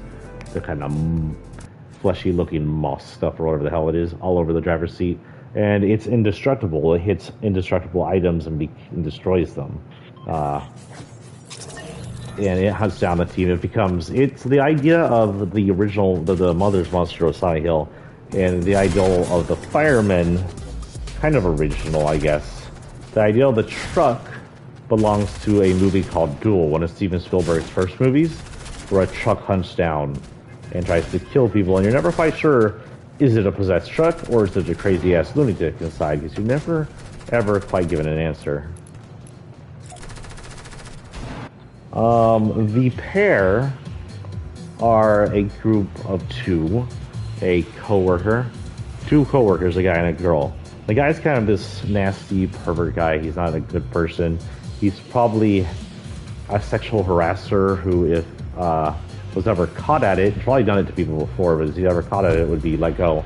But the person with him don't really know him that well. She's more of the innocent kind. She's an older lady, middle-aged or a little older. They're both trapped in an elevator at the start, and it's known they can't get off. They have to go to the restroom in ways you wouldn't usually have to by going outside the elevator. The power of the city is entirely off, so they're trapped up here. Something happens up there, and when they come down, there's a monster, the first monster, and this is the guy's monster. And it's this fleshy tree with nooses made out of intestine lining, or intestines, and roots that are just wiggly tentacles. One of it's very obviously phallic, and it's shooting out white fluid that is not exactly acidic, but you know, you get what it is. And it's supposed to be gross. It's supposed to be disturbing. It's supposed to make you want to go, I'm not sure I want to read this anymore. That's the whole point of that monster. The second monster that comes towards the end of the story. The lady remembers suddenly what happened in the elevator, what made him into the flesh creature. He comes back out as the noose tree.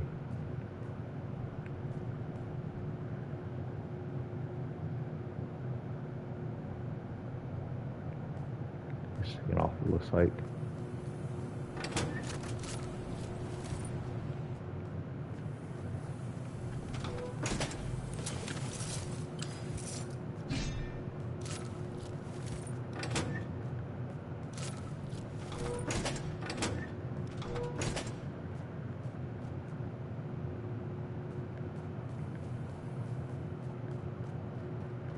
And you hear, while she's realizing this, and as the two last heroes go in to stop and beat the guy up to death, technically, you hear this skittering noise. And when they turn around to view her again, she's mutating. She's turning into a monster. You see spider legs coming out of her mouth and under area. I guess I want to say that. Getting too much trouble there. You didn't mention the P word today. And she's frightened, and she asks them to kill her before she changes into some kind of creature. And the bigger dude, the dude who's military, complies. He ends up killing her and putting her out of her misery, as to say. And they go off. And then there's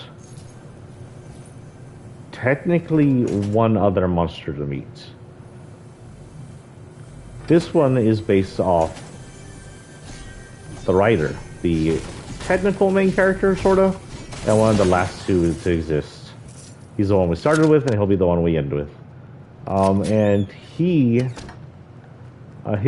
fear, or secret, or it's supposed to be like dark past, is represented by this ovular looking bag humanoid thing with piston needles for hands,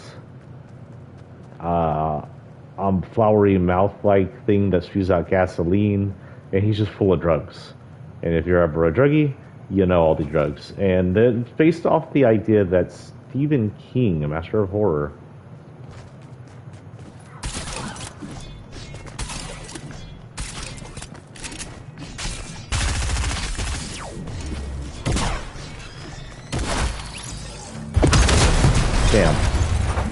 well, that's it for the drops today, guys. It's 12. But that's based off the idea, we'll watch him while we talk, that the writer's past may have been a little drug involved. And,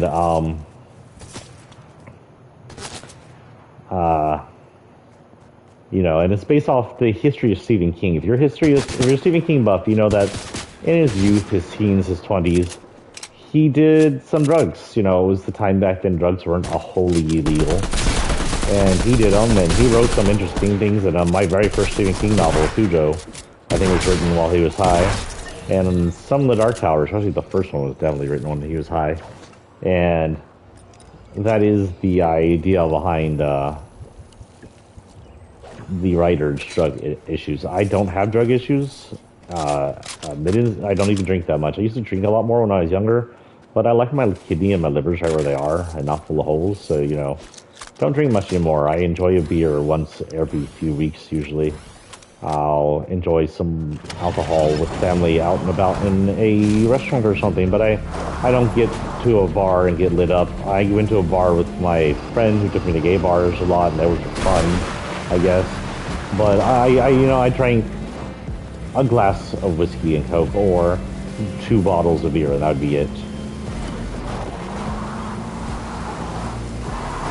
I don't like getting fucked up, by the way. I always think that's stupid. The people who drink themselves blind and end up remembering only half of it and vomiting everywhere, what's the point of making yourself sick? You can't enjoy being sick unless you're some kind of self-sadist. But yeah. Anyway, that is the final monster, is his. That monster goes out in a blaze of flames along with the truck. And him and the military dude who doesn't have a monster attached to him, which may have been on purpose, but you'll never know. You should read it.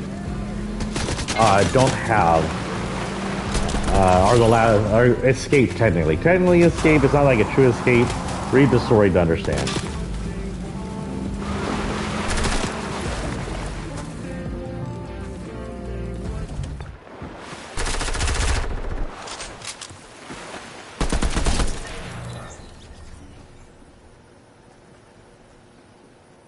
So, in the second story, The Worm Hearth, again, we don't have a true monster. The true monster is a human. He's a psychopath, he's a stalker, he's a killer, and he'll do anything to get his way. He thinks he's not in the relationship he should be, and he has abuse on the mind for a lady. But he's a human monster, not a supernatural monster or mutant monster. In the third story, we do have a few monsters. They're all based around the darkness. The same darkness, I believe, as far as I'm aware as the writer, that makes up the original monster we talked about. This town is imbued by that same entity-like darkness. Every night, they have a curfew because the darkness comes out as creatures and terrorizes anyone who isn't doing some kind of light ritual that keeps their house safe. The monsters I remember from it are few and far between. There's this tall thing with giant boulders for balls that I wrote in just for the hell of it. There's, of course, the rogue creature from the original one makes it back into the storyline partway through. There is a human monster in it, by the way, but it will leave him aside of it. There's a feline creature that becomes integral to central part because it's hunting down a hunter, and is based around these. I talked about it before we talked about it, but it's based around the Cecil Hunter idea, and this feline monster is his darkness. And the darkness sometimes appears as your darkness, or sometimes doesn't. There's this flat-looking kite creature that scares the crap out of this pair trying to survive the night in a house that one of them was trying to sell to the other. There's different creatures that view the human monster at different times. There's just a handful of different creatures mentioned in it. If you want the entire list, go read the story. Remember, all the dead ends are as free as the grass outside in your yard. Unless you paid for that grass, then sorry. And I guess the last monster come of it kind of is the human monster. The human monster at the end becomes imbued by the darkness. It becomes this. It's still him, technically, but he's sort of a him and dark creature until he's no longer useful. And then the creature in black robes comes out, and it's the final creature you see. It's kind of cool. And that's the end for my current monsters. I do have a novel coming out, and I'll introduce more typical monsters right off the bat. This is a dark fantasy that I have coming out soon. There will be the werewolves and vampires, but I also want to introduce this whole society of night creatures. So there will be other monsters you don't usually hear about in the werewolf vampire novels that I hope are somewhat unique, or at least mixtures of older monsters. And that's all I really have for you. I do have dozens of other short stories that never made it into print form yet. I have dozens of other novels I'm writing, including sequels to the story I'm trying to get published. And that's where we'll leave you at. I don't want to head to the main menu quite yet because there's a chance that it'll be a noisy ass song. Well, you know what, let's go, and if it's a noisy song, we'll outro on the actual menu inside another song. Let's see what it is. What's the song for us today, DJ? Not bad. I don't mind this song at all. Looks like the finals are live. You go to Fortnite Royale and watch the best Fortnite players pay out for $3 million. $3 million. What I could do with $3 million. You know how much I have in my bank? 300, but in 2 days when I go get my surgery, wait, it's Sunday, yeah, 2 days, I'll have zero, because that's all going towards my surgery. I'll be broke as frick for an entire week. If y'all like to help me not be broke as frick, there is, if you go to my Twitch page, there is a donation station. You don't have to do this, I don't like begging for money, but if you go give me like $5, I can go get a snack, or I can afford some breakfast for my son when I take him to school on my week off. I'm not going to be broke or dead. I do have vacation hours. I earned working my ass off at my current job that I'm using up this week, so this coming Thursday I'll have some money, and next coming Thursday I'll have a little bit of money. I still work retail, so it's not planned, but if you enjoy my content and you want to see more of it, feel free to donate to me and leave me a message. I think you have the ability to leave me a message and you donate. Hey, and if you loved this zombie mode and you want to see more of it, tell me. I'll do shit you want to see. That said, in the future coming week, we'll play more Fortnite, and we'll get a little bit of Deltarune in, I think, because Undertale is the end. Go watch Undertale before we get in Deltarune, though. You know, they're not specifically related, but I think they are somewhat, somehow, like, sideways in dimensions related. They do have the same characters, different storyline. I think somewhere in here there's a relation. I don't think it's the same timeline. I think it's an alternate universe, most likely. Could it be the future? Maybe, but I don't think it is, just because of how it plays out. Anyway, for the next week, my God, West Silvershills, calm your tits. Oh, Jack has a new video out. Cool. For the next week, just so you know what we're doing, I am off all next week for my surgery. So tonight we won't be playing. I work late. Tomorrow morning around 9 o'clock, we'll probably hop back into Fortnite just for the hell of it. Tomorrow night, we may stream a little, we may not. Tuesday, no streams. Tuesday, I have my surgery, and the rest of the day, I'll probably feel awful because I'll have had a tiny C-section, technically, and I'm going to be like, man, drugged up. Wednesday, if I'm feeling better, most likely I will be. I mean, I'm sitting here on this couch anyway the entire time. I might as well do something with my time. I'll be in, 9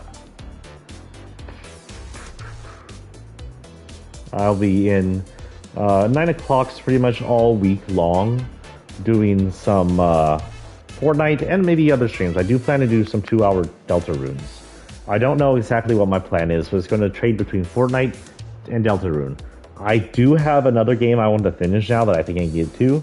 Unfortunately, it's upstairs, and I'm sure that the few days after my surgery, I'm not going to be climbing stairs.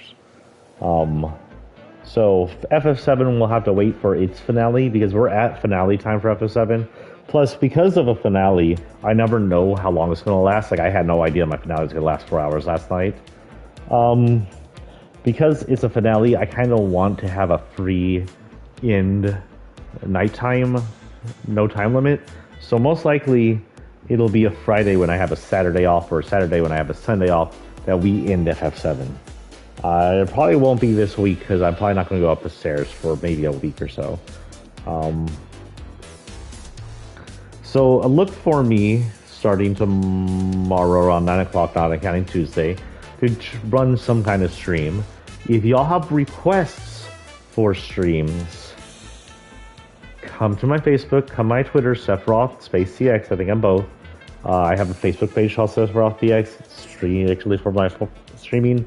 I have a page for Joshua Winters, strictly for my writing.